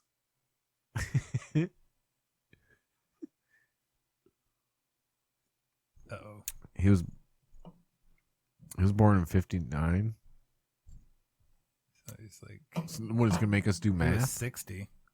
Almost 60. So 1960, so 40. He was under 65. Uh-oh. Right. Yeah, but that dude, he was hilarious. I loved that show. He works out a lot. He's fine. I mean, you could see it. Just the improv shit was so hilarious. Him and the other guy that he would work with all the time, I thought were the most funny. That really tall, really tall guy. He was in another sitcom. I think Greg Proops. Was that his name? Was that the other guy? Fuck if I know what their names were. Pull up Who's Line. Anyway, pull up the show. Whole line. It'll pop up. Up? Oh. Wayne Brady. Yeah, obviously Wayne Brady. He was. Yeah. He did all of it. Let's go to their Wikipedia. Yeah, American series. There we are. Should give like a cast list though. Yeah. Yeah, go with main performers. Ryan Stiles. That was Greg his name. Proops. Yeah, so Greg Proops was reoccurring. That wasn't completely off. He did 77 episodes. The other guy did how much? John, scroll up. A lot. 375. Yeah, Ryan Stiles was the guy I was thinking of. Aisha Taylor. Yeah, I don't know who that is. Yeah. Oh, must have been the. Oh, she was the host. She took over for Drew probably after he started doing Wheel of Fortune. Yeah, they did always have. What does he do? Price is Right. Yeah, whatever. Scroll over Greg Proops. Greg Poops. Yeah, that dude. Yeah, he was on there a lot. I don't really recognize him. Definitely don't recognize him. Nope. See, they did always have like kind of an interchangeable fourth guy, or gal, I guess, because there's some. Kathy Griffin. They had 4 episodes and they got smart. Really? Would you bring her out if you could? No.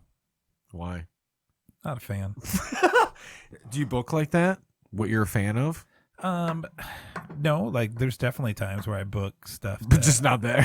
Yeah, it's just not. That's someone that I'm just never. I don't know. I can't.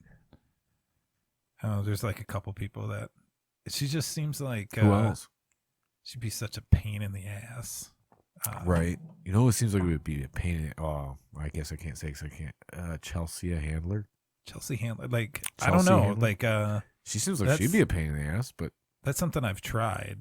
You tried for her? Yeah, I've tried on Chelsea and nothing so far. Did you get anything back or just nothing back? We talked about like different routing stuff, but nothing really ever clicked. So I don't know if that's one that'll ever really happen. Person that we've had out that I'll never have back out is actually hit me back up about him like hey, how about this guy? You want to have him out? Jamie Kennedy. Jamie Kennedy. Okay, yeah, this is So- another guy I've heard of before too. Yeah, he's definitely been around. What's he's most famous for? He was in Scream. Okay. Malibu's Most Wanted. Malibu's Most Wanted. So super funny guy. So he actually That's what I know him did from.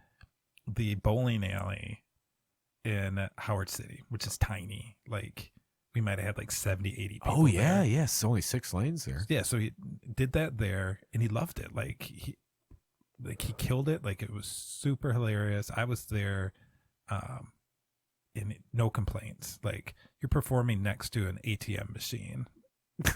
Like my ATM machine sitting right there. There's like no way around it. It just is what it is. And once again, like I tell people like straight up, I don't want them to like walk into this situation and be surprised. Right. So yeah, he was awesome, like amazing. So then the next day, I have a son that's 13 now. I coached his baseball team, so we had a baseball game. So I just had someone else running it. I don't know if you know Ricardo Winston. No, not sure. So he was running it, and so I'm at the game. Also, my phone starts blowing up. That's Ricardo. And at first, I'm like, whatever, he can handle this. I'm not answering it. Like I'm here for my son. Mhm. It rings like 4 times now. So I'm like, okay, I better answer this. So I answer it. And he's like, hey, Jamie's saying he's not going to perform. I'm like, what? Like, so the way, let's get into like how comedy contracts work. So a lot of times, especially like with bigger acts, like there's a guarantee. And then they get, once you reach that guarantee, they get it reverts over to a % of the door. Right. So they have back end. Very rarely in bigger names is it just a set amount. Well, Jamie was the set amount, so he was getting paid X amount no matter what. Like there could have been nobody in there, and he was going to get paid. He was going to get paid. Right. So he's like, yeah, Jamie says he's not going to perform. There's not enough people here. And there was like 60 or 70. Like 60 or 70 people there? I'd never promoted a show harder in my life than that show. So, I remember when this should have been a red flag. When was this? This like, it was the year, I think, as COVID happened, or maybe actually the year before. So 2019. Yeah, 2018, maybe 2018, something like that. You're grinding this show hard though. Yeah, I'm absolutely just pumping it out there, like Facebook boosts, like you name it. Like I've got it out there. Yeah, you're like, I'm putting some money into this ads. Yeah. You name it, I'm doing it. Got flyers at that gas station. Yeah, like putting them on milk cartons. Have you seen this guy? Yeah, have you ever seen this? Have you ever seen him? Like you should. Malibu's Most Wanted. Yeah. So yeah, he's. Oh, okay. Kind of back to this should have been the red flag is. So they send me over his avails, and it was a solid 6 months open. Like he had nothing else going on. And they sent you over a 6 months of nothing like going 6 month on. window. Like whatever you want. Like here it is. So okay. I pick one of those weekends. Should have been a red flag right there. Like this guy's not getting booked. So the first night goes well.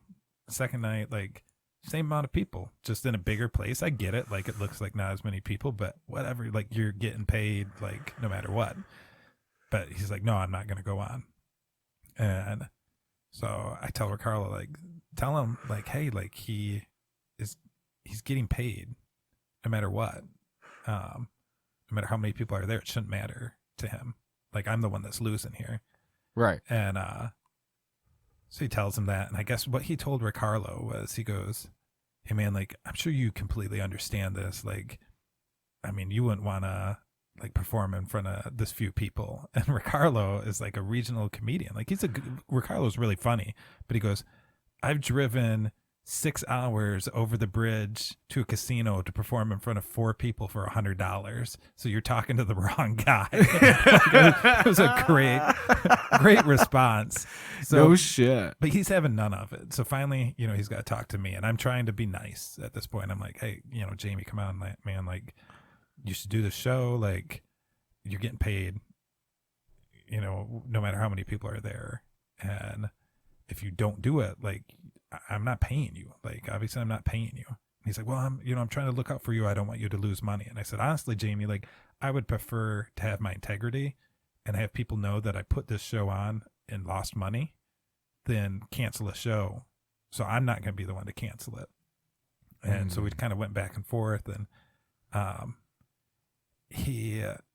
forget exactly what he said, but finally it reached the point where it was like, okay, I'm done, being nice. Like this is over. Like he's not going to do the show. So there's no sense in me like faking being nice, wasting any more time at this Jamie, baseball game. You should really rethink this, because you probably need the money more than you think you do, because I seen your avail sheet and it was 6 months wide open. So you probably should do this show. Oh. And he didn't get mad, honestly, which I was surprised. I thought that would definitely draw a reaction, but he's like, no, I'm not gonna do it. I don't want you to be out the money. I'm like, well, I'm telling you, like, that's not the case. So if you're going to cancel, you got to put out something. Like, you're going to have to put it out. Like a write press something release. Yeah. Something. Put out some type of release for me to Facebook put out, and I'll put it out there. But we'll cancel it then if you're not going to do it. But I'm not going to say I canceled it. Right. So I'm waiting for this press release, from him.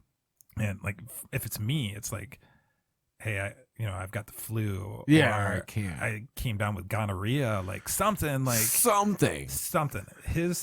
What he comes back with is, hey, Muskegon, just couldn't get the support that we needed this time. Maybe next time we can rally the troops, and I'm looking forward to coming back out. And I'm like, what? Are you fucking kidding me? Like, this is the worst ever. Like, you couldn't have wrote this any more perfect for me to come out, like, really obvious that it wasn't my idea. Like, yeah. And then he's talking to me. He's like, yeah, like, looking forward to coming back out. Like, we'll have to figure out like another time to make this work. And in my mind, I'm like, I didn't say anything, but I'm like, no, like, what part of me would want to do this again? Like, I mean, screw me once. Like I said, I didn't mind. I mean, losing money sucks, but it happens sometimes. It's to know that you're going to put on the shows, every show that you can put on. Like, that was the first cancellation I'd ever had. Now I've had some since then because COVID. Right. But I think people understand, like, that stuff happens. We just had Christopher Titus, Michael Winslow, Lara Beats, all, like, just the counts are so high right now that they all canceled shows in the next couple weeks. That's going to happen. But to actually be here, and you're here already. Like, yeah. Why not? Like, and it wasn't. You're literally talking to the guy that's going to be like there running the show. Like you're on the phone with me. You just performed. I think it was like $7,000 or $8,000 that he walked away from. Wow. Yeah. Just to go up. How long was his set? I don't know, 45 minutes. Like, he could have just gone up there and bitched if he wanted to. Like, honestly, yeah. Yeah, you can do whatever you want once you go up there. Like, you don't have to put on a good show. Like, you could have put on a terrible show, and I still would have had to pay you. Could have sat there. But the reality is, had he gone up and put on the show that he put on in Howard City, there would have been other shows, and people would have came out because they would have talked about it, because he was funny. Like, that show in Howard City ranks right up there with one of the better shows I've ever seen. And then just flakes out, just complete asshole. So that's probably why his schedule is so open. Yeah, exactly. I mean, you think so. You gotta like, well, I mean, you told him right to his face. He said, "See your schedule, dude." Yeah, sometimes you just reach that point where it's like, I've done everything I can, nothing's changing. Like, we're gonna just get into the brutal truth, and either maybe it changes your mind, or at least I get that last jab in. Like, I was pissed at that point, so right, didn't change anything. So who do you got on like your like? I mean, maybe one of them could be the other three that were not mentioned, but who do you have like on your bucket list like right now to like try to book this year into next year? Because I mean, when you're talking dates already in November, like you were saying earlier, so like even into next year. So somebody I've been trying really hard on. In fact, I offered them Carrot Top. Not Carrot Top. So this guy's known to like just do weird things too. Like, he just does, like, there's no rhyme or reason to this guy or gal? to like he can do theaters. He probably can do arenas. Sometimes he'll just do clubs. And like, so like right as I started booking on my own, I inquired about him, and they said, "Yeah, he's not doing anything right now." A couple weeks later, they said he wants to do 200 to 250 seat clubs right now, and I'm like, I got that. Like that's me. Yeah. So we put in offers, and originally I think it was like 90% back end, and nothing. Finally, I said, "Fuck it, like 100% back end. Like he can have all the money. I just want him out." And, Damn. he still didn't do it. Oh. Hannibal Buress. Hannibal Buress is a dude I absolutely Oh love. man, that would be sweet. Like he is like just his delivery, everything about him. Like I'm a huge Hannibal Buress fan. So that's actually same agent as Rob Schneider, Saget, and we get along great. So I'll continue. Rob like Schneider, I bring it up with Saget, him. and Hannibal Buress was on that too. Yeah, Hannibal Buress is with them too. So I'll bug him every now and then about Hannibal. Like, hey, what's Hannibal up to? Like, 100%.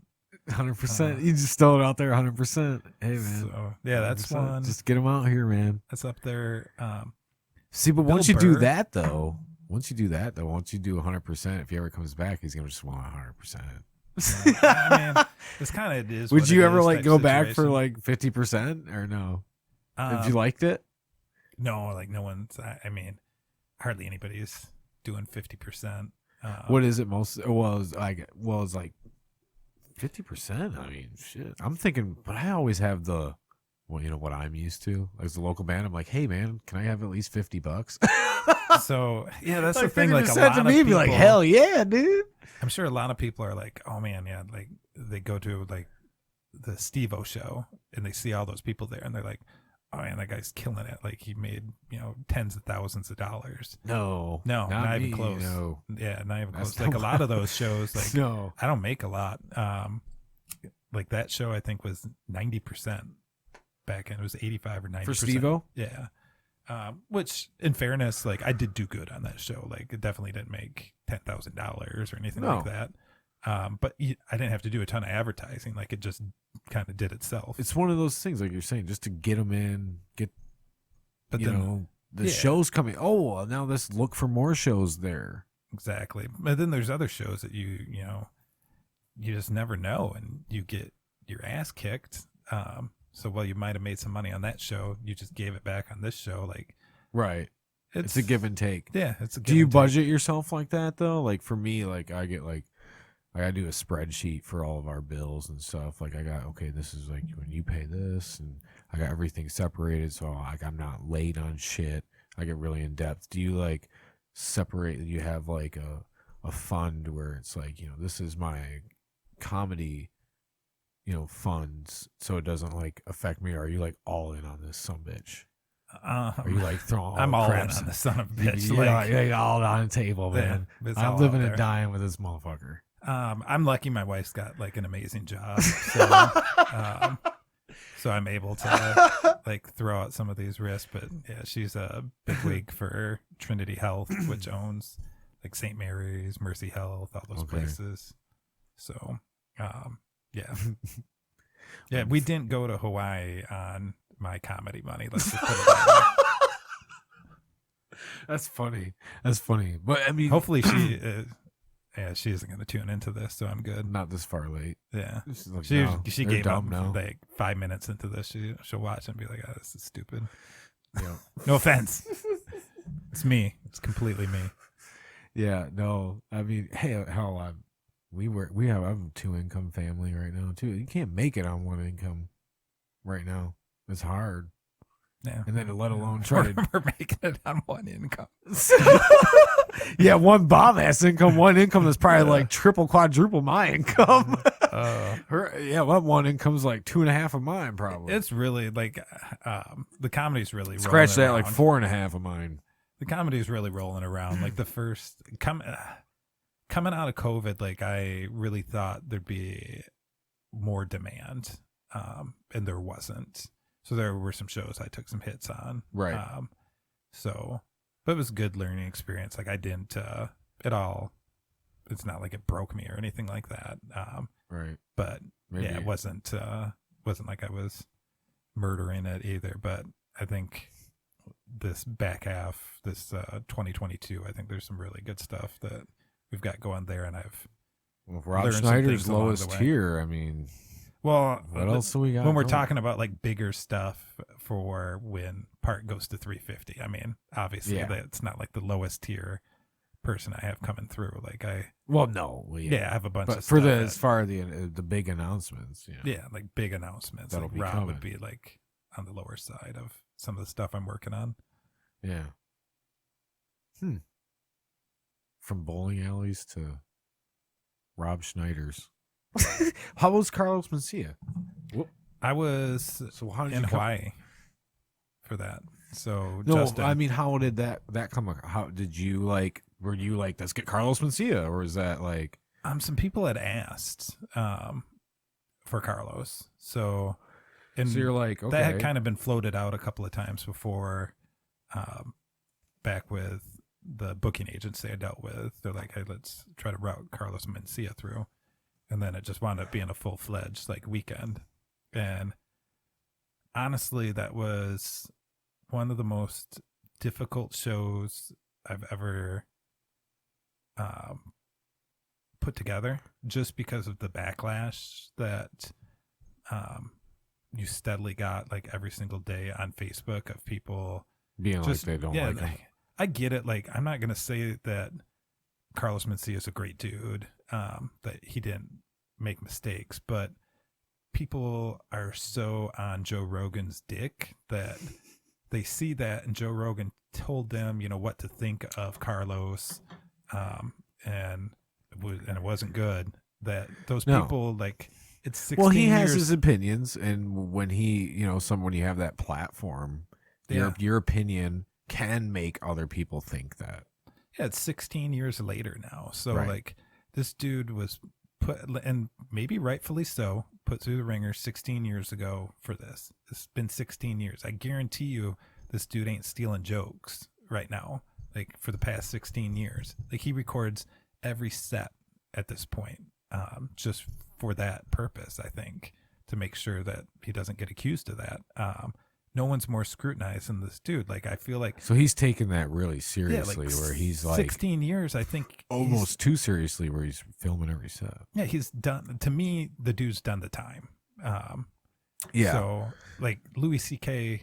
whipped his dick out and was jacking off in front of people, and he had to do comedy clubs for like a month, and then he was back to doing arenas. Like, this dude's like, was it really that much worse? Like, you're 16 years in and you're still serving the time.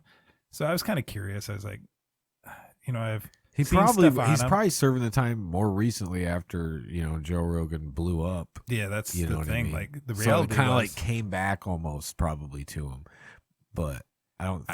I think if anybody What else calls happened? him out, that it's not this big of a deal. But Joe Rogan turns out to be, one of the top 3-4 influential comedians in the world, and like, Why ain't did he dodging that disappear anymore. in like the first place though? Was it? It wasn't because of the joke stealing.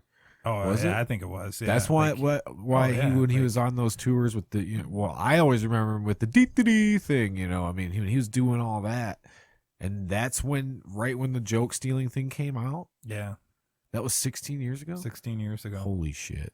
So like, he kind of kept doing stuff, Damn. but like, he's doing casinos now and whatnot. So So fucking just like, faded he's- right out. Yeah, he's doing okay. See, but Joe Rogan wasn't big then. No, he wasn't. So I So think he how did actually it like floated. ruin his career? Then He in a floated way? for a little bit. I think things were fine. Like, he was doing okay, and then Joe started to blow up. So I don't think it was like 16 years ago, but it was probably like yeah. 12, 13, like a couple years later. Like, I Joe just called him thought- out, and I think Carlos was doing fine in that scenario, then because he nobody had- really yeah. like, Joe was a big deal at the Comedy Store, but he wasn't like a big deal nationally at that point. Right. But then he starts doing, the UFC fights and Fear Factor and you name it. Like, all of a sudden now, and then his podcast becomes the biggest podcast in the world. Yeah, at that point, like, Yeah, he you're was, at the he was mercy. screwed. So I was curious, like, what he would be like. I was bummed that I didn't get to be there. Like, part of me was kind of happy because it was like, this could be a shit show. But part of me was like, I always like to I get a mean, I chance to thought check it was everybody like out. I was still like, yeah, maybe a lot of people don't like him, but he's still a big name Justin said he to was be awesome. to be bringing out. He said the shows were great, and he was one of the nicest dudes that we've had out. Well, So that's good. I heard that the fucking that dude that blew up on like how he got kind of big was from heckling. What's his name? Steve Hofstetter. Yeah, I heard he was kind of an asshole. That's weird because I've never had any issues with Steve. And Steve is like one of those comics that's like a dream to book because he like promotes so much of his own stuff. Yeah, he does. I went to his page and I was like, wow, he really grinded. The first time that I had him out, he was in Rockford, and this was when I was booking through the agency, and they got a hold of me and they're like, hey, what are the ticket numbers at? And I'm like, fuck, like I'm embarrassed to even say what they are. Like he's not sold anything. And I think it was like 7 tickets. I'm like, he's at 7. They're like, turn it off. I'm like, what? They're like, he's sold out. I'm like, how? Like, well, he sells tickets on his own. He's sold out. Whoa. So like, yeah. So the next several times out, like he just sold tickets on his own, just cuts me a check at the end. It's like, this is awesome. Cuts you a check. Yeah. It was, and like, honestly, like, sign me up for more of those. Hell yeah. Like, I didn't really have to do like any promotion, nothing. Wow. But yeah, I don't know what happened these last couple times. I have heard that. Now I wasn't out at the shows, and maybe he treats me different than he treats what he considers like sure. a regular working guy. But I know at Park they referred to him as a Cali douchebag. So yeah. Yeah. But you Steve, know, if you're listening to this, I still love you. yeah, I have no qualms against him either. That's just, you just hear the certain things and you just got to get other people's perspective on it, You're always going to get stories of people that just don't click, and for whatever reason, maybe somebody they had might a just bad be having day. a bad, yeah, exactly, Yeah, just like, a bad day, or maybe they've had a bad couple of shows, so they had a bad taste in their mouth. Like, I absolutely hate Craig Shoemaker. He was out this year, and it's partially my fault. Like, look that guy up, John. Yeah, it's partially my fault. Like, it's I definitely contributed to that, but yeah, it just timing was off, and when the show was, like, ticket sales were not the greatest, and sometimes when stuff like that happens, you just kind of shut down a little bit. So like, normally I'm out a lot try to be out with the comedians, make them feel welcome. That was just one where I wasn't feeling it, and like, he let me know, like, he was just, I don't know, like, dude, you're not drawn, like, Yeah.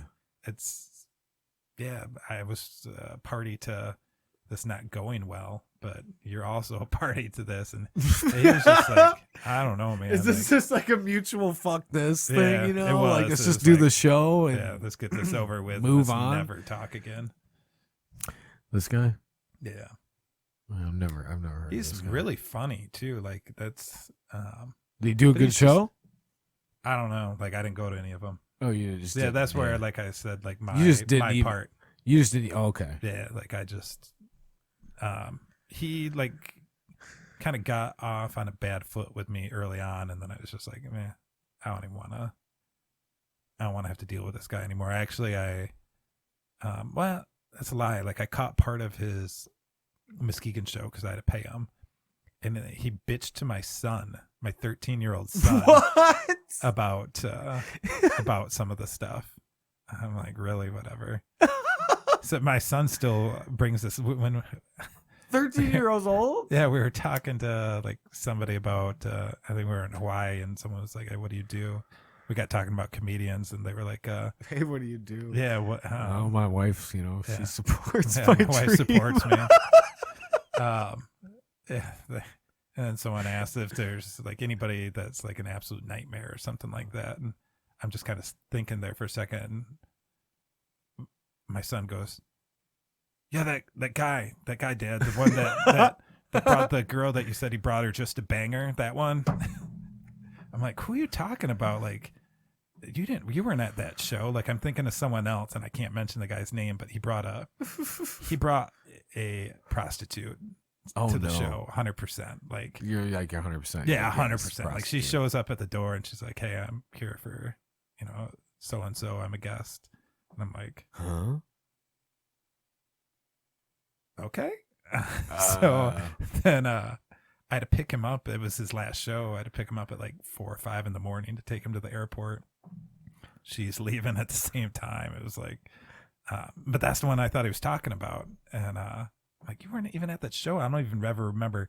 I've talked about it a couple times and never mentioned the guy's name on like podcasts and things like that when people talk about crazy stories. Except now. I'm not mentioning his name. He's a big name. Definitely recognizable. So I'm like, you weren't even at that show, dude. Like, and he's like, no, I was there. That Craig guy. I'm like, oh yeah, Craig. Okay, yeah. Yeah, that Craig guy. That guy. Yeah, that guy.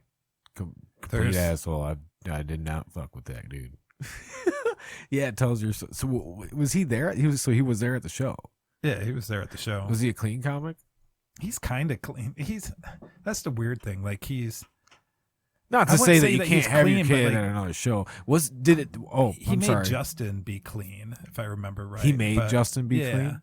He wanted like a clean comic to open? but then he wasn't clean, because I remember like telling Justin like it was he was complaining about someone else that opened the first show for him, and that they dropped a bunch of F-bombs and whatnot, and I'm like, hey, we gotta make sure to keep it clean. He's clean. He's like, he was worse than the other guy. So, but he still had to keep it clean. Yeah, he still had to keep it clean. So, jeez, how hard must that be when you have like, sometimes it's like, it's the fuck, like how you say it. That's what gets the laugh sometimes. If it's like, one of my favorite things to do is with comedians that I know well is be like, hey, so you're coming out like such and such a date. That Friday show, it's a fundraiser. And they're like, okay, cool. Like, that's good. Cause normally fundraisers, bring on a lot of people. So it's going to be a good audience. And I'm like, it's for a Girl Scout troop. So you gotta be clean. So like 45, 50 minutes clean. Can you do that? Like, it's booked. And they're like, yeah, I can do that. I'm like, I'm just fucking with you, man. Like, damn. Just to get their reaction. Yeah, I could. Oh man, you can just see like their soul breaking. Like, oh my god, like I'm performing in front of Girl Scout troops. Like, I had and the moms and moms. So moms. There's this guy is absolutely hilarious, and he's gonna blow up at some point. Cliff Cash, he's out of North Carolina. Look him up. And he did a show for us in Muskegon. And it was this UAW group. And they had like 300 some people. Oh, okay. They're like, we want a comedian. I'm like, okay, cool. Like, I get somebody. Like, they all want comedy, right? Like, this only works if people want this. Oh yeah. They want comedy. Like, they want this. So Cliff's up there. There's 300 people, and I'm standing right off the side. It's like kind of summerish time. It's hot. Like, I'm standing outside a door, and Cliff is just killing it. Like, there's 4 people listening to him. Everybody else is talking. Oh, and he is just murdering. I'm laughing so hard. Like, I've got tears rolling down my eyes, and he's like trying to bring them back in like several times. And the talkers, nothing. Like, they're not even responding. Like, they're not even acknowledging that he exists. So he gets done, and I'm just in tears. And he's like, you could see like it actually like really affected him. And I didn't realize that this was like one of the first times that I kind of seen this. And he's like, I'm glad that you're having a good time. And I'm like, oh man, it was like, you were super funny. You're like one of the best comedians I've ever had out here. And he's like, you could generally see that like pulled him back in a little bit. And he's like, oh, I appreciate that, because I was about to go out in the parking lot, put my head under a tire and have someone drive over me. Like, it was absolutely brutal. Like, It's got to be when you're on stage and nobody's listening to you. yeah, like that's what you're there for. Like, you're feeding off that energy, and here he's just putting up the set that's absolutely killing it. And And how there's, much better would it have even been if everybody was involved, you know? Yeah, like literally, like I'm in tears and nobody was even paying attention. Like, there's also that part of me the entire time that was like mortified, like, oh my God, like this is so bad for him. But at the same time, like he just plowed through like a professional and just still killed it for the 4 people that were paying attention. Right. And me, 5. But yeah, like, And me, there's 5.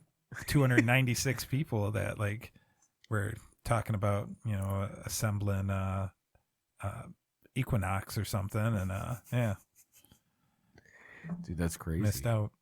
Cliff. Oh, did you find him? Is that him? That's Cliff. Clifton Freeman Cash. Oh, he just had an album. Oh, last year. When did you have him out? He's been out a bunch of times. I'll have him back out again this year for sure. He's one of those guys that just it baffles you. Like, how has he not like really made it yet? Right. Yeah, that baffles you. Yeah, in anything, you're just like, how, you know? And then there's these other guys that come through, and it's just they're basically trading off of, you know, being in a movie or something like that. That's like one of the always really frustrating things to me. Like, you've got to book some of those shows because people want them. Right. But it was actually like, it was Steve-O was the one that really bothered me. Was I had people coming out of the woodworks, and at that point I didn't know that Steve-O would be a really good show. And like I said, he was. That was a great show. Like, I'd love to have Steve-O back. But at that point, I'm thinking, like, this is just like another one of those novelty acts. People want to meet Steve-O, and that's about it. And like, he's going to go up there and he's going to talk. It's not going to be funny. But I have people coming out of the woodworks asking for tickets. But like all the time, like I'll tell people, like friends and different people, like, hey, I got Cliff Cash coming out. I'll give you tickets. Like, this is the show you should go check out. I will give you tickets. Nah, I got some stuff going on, blah, blah, blah. And then I got these people coming out of the woodwork, and I was like, finally I'd reached that point. I'm like, no, fuck you. Like, I try to give you tickets to good shows that are going to be really funny. You don't want to come out, and then this comes out. Yeah. Go online, buy tickets. So, did you do the Mick Foley thing too, right? Yeah, Mick Foley. Mick Foley was actually, so Mick Foley, like Darren McCarty are 2 guys that if you go in with knowing what you're going into, they're good shows. They're very good shows. If you go in and think you're going to see like Dave Chappelle level comedy, like you're going to be disappointed. Right. But if you're into hockey, McCarty's amazing. Like, if you want to hear the stories about those old Red Wings teams, and like I went into that knowing that's what I was going to hear. Like, I booked them, and I had a crew that came in that I marketed that way, and they loved it. Like, it was amazing. Like, to hear some of those stories was awesome. And like, he does have some funny stories in there too. But don't go in there to expect, you know, hilarious laughter. And it was the same with Mick Foley. Like, if you had Mike Bustler on here. No, not yet. Okay. Bustler's awesome. Really funny guy. He opened for Foley. Seen him. He absolutely killed it. And it was amazing because Bustler's like big into wrestling. So I figured, okay, even better. He would kind of like target a lot of like wrestling jokes. He didn't. Like, he just murdered that crowd with his stuff. And then like the last 2-3 minutes, he did some of his wrestling jokes. And Mick was really impressed with Mike too, and asked him like a lot of questions. But then Mick came out, and like his stories, like there was he's got some funny stuff in there too. But like, to hear those stories of like the old like Attitude Era guys and like him coming up, and like, holy cow, it was amazing. Like, that was a great show. If you came out to hear comedy, you got good comedy with Bustler. If you came out expecting Mick to like have you just laughing like crazy, then you were bummed. But I don't think anybody came out thinking that. No one came out thinking, oh, Mick Foley is gonna, you know, just kill the crowd. Yeah, I'll be laughing my ass off. Just gonna murder the crowd with jokes. I don't think anybody wanted that. Like, they want to hear about the Hell in the Cell match with. Yeah, The that's what I would be Undertaker, wanting to hear about. Yeah, like I want to hear about that stuff. What did it feel like when you hit the ground? Yeah, like he talked about all that stuff and more, and that was an absolutely amazing show. I'd love to have Mick back out. Like that show sold out so fast. Yeah, it was a great show. That's awesome. Well, dude, we can probably sit here and talk for like 4 hours, but Yeah, probably could. I mean, we've only scratched the surface, so. But I think what you're doing, I like I said with the whole blow up thing with just the flood of shows, especially once it started coming into Holland and stuff, and I'm just seeing all these comedy shows and stuff. I think it's a really good thing that you're doing, and I think the future's bright, especially with, you know, what is it, John? Rob Schneider. Lowest tiered announcement. I don't know. I think that's cool, dude. I have nostalgia with that dude because he was in like every Adam Sandler movie. You know, Dude, he's hilarious. every Adam Sandler movie, he's just like some random guy in there. Just I've heard some you stories. can do it. I've heard some stories about him, so I'm excited for that one. What kind of stories have you heard about him? Just he's a crazy dude.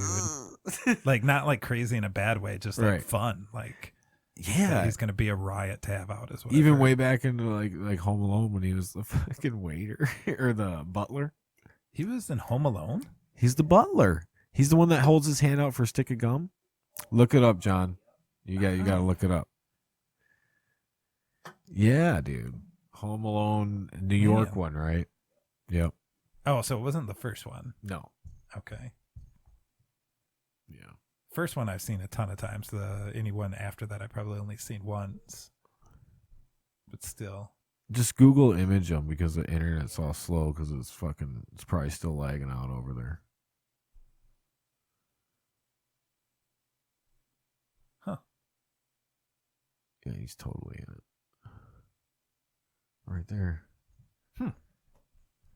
Jeez, that's early. Yeah, so can you young. picture him now in that movie or I'm no? wondering if was he even on SNL yet at that point? Oof, I don't know. I mean, he's sitting next to that other legend there too, fucking Tim Curry, right? Tim Curry, isn't that his name? God, he looks young. Right, right. Hey, he can't be any more than 24, 25 there, Yeah, if that. yeah. And Home Alone, yeah, you always Crazy. remember him because he gets the piece of gum from the kid, and he's just like looking at it like, "This is my tip." What was that? Yeah. Yeah, dude. It's crazy shit. I was like, I'm gonna pull it up. Maybe.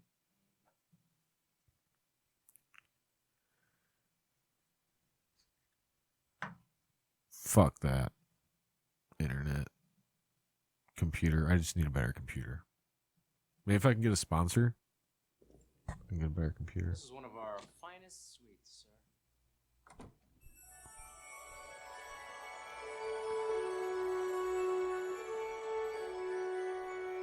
This is great.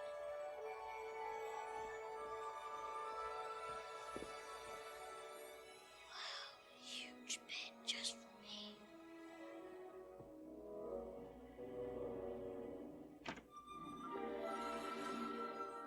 Luxurious and spacious.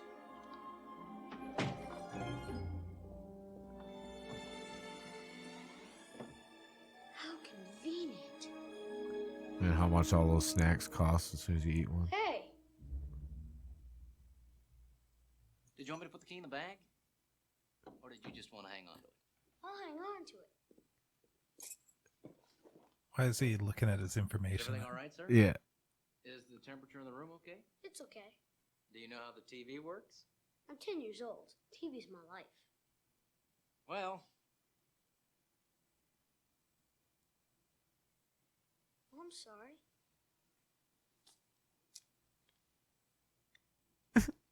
Fruity Fruit Strike. Strike.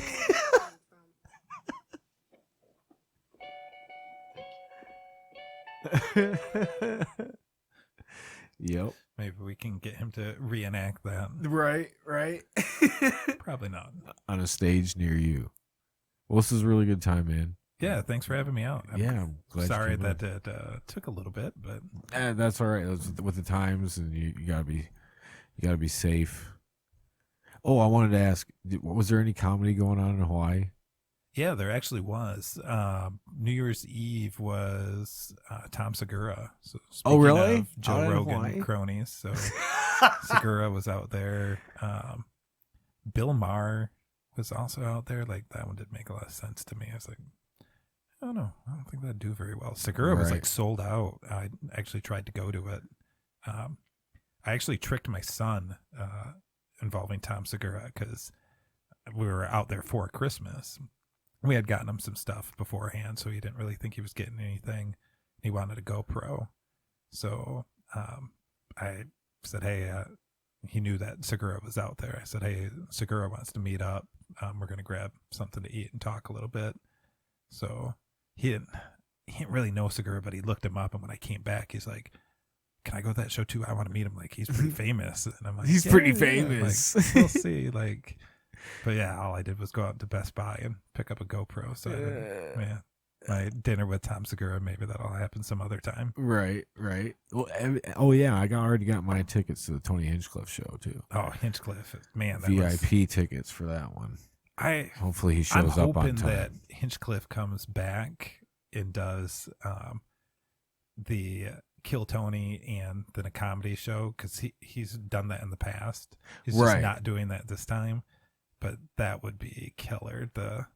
Kill Tony is such a good podcast. Like so great with all the. I like watching. That's on. one of those ones where I want to watch just because you you see the comedian come on stage. You just see their interactions when he's interviewing them afterwards. It's got to be just terrible if you bomb for your 1 minute. Geez, and you got to sit here and interview, and he's just the way he is. He's gonna fucking murder you. Well, we know all these guys out here too, so those would be the guys that would be going up. So that would make it even more entertaining. Oh so, my man. God. So yeah, I'm pushing for that. His agent is actually Eddie's agent. So like I said, he and I are good friends. So I've told him, like, dude, like as soon as Hinchcliffe is doing Kill Tony and his show, I want him back out.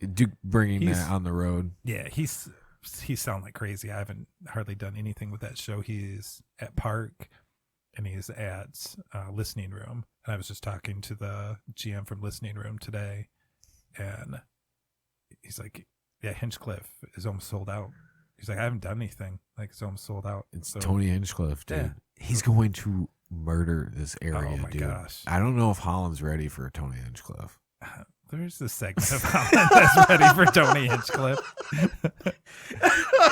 Oh, I can't imagine some people be like, "Oh, Tony Hinchcliffe, let's go see him, huh? He looks funny. like his pictures. He kinda looks looks clean funny. cut. Like, Yeah, he kind of looks like he'd be funny.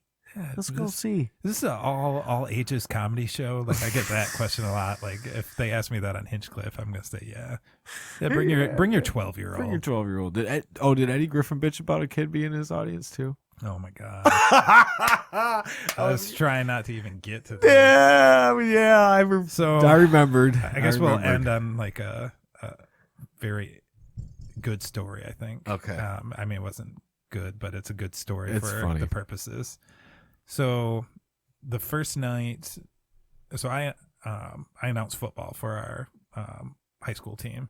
So Friday, All right. Yeah. First down, 1st and 10. exactly. So that Friday, I couldn't be at the show. I was announcing football, so Justin handled it, and he was talking about DL at that point, DL Hughley, and he's like, yeah, I really like this place. This is a really cool place. Like, I want to have DL out here. So I'm stoked. Like, I'm like, sweet. Like, I can't wait to get out there. Like, I want to get DL out here. That'll be a great show. Want to talk about that. But I didn't want to, like, just immediately lead with it. So I figured, hey, I'm going to let him get settled in, do his first show. In between shows, I'll bring it up, see what he says. First show happens, sold out. Like, everything's great. Like, I couldn't have went more perfect in my mind. He got his Cobb salad. So got his Cobb salad that he didn't eat. I forget what the other things that he didn't eat were. The one thing that definitely didn't go to waste was the Patron and the Macallan 12. But yeah, so sitting there, and I'm like, okay, should I go back to his trailer? You know, to kind of check this. I had to give him a trailer too Right. because there's no good green room. Boom! I get a text. Hey, come to the trailer. I'm like, fuck yeah, it's time to talk about Deal Hughley. Yeah. So like, I'm pumped. I like go in there, shut the door. What the fucking fun? Blah, blah, blah, just like going off on me. And like at first, I thought like this is a joke. Like he's just messing with me. And You're like waiting. You're like, yeah, he's you just, still kind of got like okay. tearing into me and talking about this little girl in the front row, and like I didn't know anything about this. So he's just ripping me apart, and finally I'm like, whoa, dude, like obviously you're serious. Like and he was saying that I was trying to set him up, and I'm like, dude, why would I try to set you up? Like I've got you coming back out to Muskegon. Like I thought I was coming in here to talk about Deal Hughley coming out here because he liked the place and whatnot. Why would I like fuck with you? And he's like, no, that's still happening. But like, and then he just goes back into yelling at me. I'm like, the fuck just happened? Like he just said like the Deal Hughley thing's still happening. But then he goes right back into yelling at me. And I'm like, dude, like I didn't know, like 100%, like if I knew, like that wouldn't happen. And so he was like very adamant, like, hey, something's got to happen about this. And like initially I'm like, I'll go talk to the guy. And he walks up to me and he like pats me on the heart and he goes, kind heart gets knives in the back. So like I knew what he was saying, like someone had to get canned. So I go up to the front and I talk to the guys at the door. I'm like, hey, I just want to let you guys know, like, hey, make sure this next show no one gets in. And then secondly, Kevin's getting fired. And they're like, okay, but who's Kevin? I'm like, exactly. But just tell him if anybody asks, Kevin got fired. So I went back and Eddie goes, so what happened? I'm like, I had to let Kevin go. Like, he's a friend of mine, but like that shit just can't happen. So I let him go and he's like, good job. Good job. So Kevin got fired. Kevin got fired. Man. Well, good luck, Kevin. Yeah, good luck. Finding Kevin. another gig. Yeah. Letting underage kids into a fucking adult show. Oh, That yeah, that motherfucker. was. Yeah, and then it's Kevin so. got fired. Yeah, but Yeah. who's Kevin? Who's Kevin? No. So yeah, like leave. You know, I leave the trailer again, and it's like maybe 5-10 minutes later, I get another text. Come back to the trailer. I'm like, God damn it! Like this sucks. Go back in there. Walk in. Deal Hughley's on the phone. I'm talking to Deal Hughley, and he's texting Dave Chappelle, and nothing ever happened. It's the weirdest thing. so weird. Yeah, so weird. It was like everybody around there, like, because he came out of the trailer like during part of it. I don't know if you were out there for it, that you caught it or just heard about it, but like Justin's out there. I think Hunter was out there. Like they all slinked back into the theater, like those little assholes. Like, but, like even the security dude, you could see like just he was like kind of like looking away. Like it was just like I was just getting torn apart, and like no one wanted to. Even witness it. Yeah, no one even wanted to see it happen. So, and then it just stopped. It was weird. That's Kevin so got weird. fired. Kevin got fired. Well, you heard it here. Kevin won't be doing any more door No. work at Park Theater. Yeah, that fucking guy. He can get fucked. Yeah, fuck Kevin. Fuck Kevin. Hashtag fuck Kevin. Fuck. That was really fun, man. Yeah, thanks for having me on, man. Yeah, no problem. Hopefully we can do it again. Yeah, I'd love to. Very scratch the surface here. Yeah. Only getting to some of the nice stories.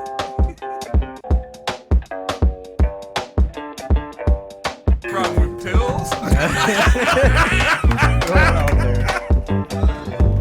Is that our future? Is that what we're slowly getting to? Like the brains just can keep. Those are rams, right? I thought they had horns. Honestly, I'm not really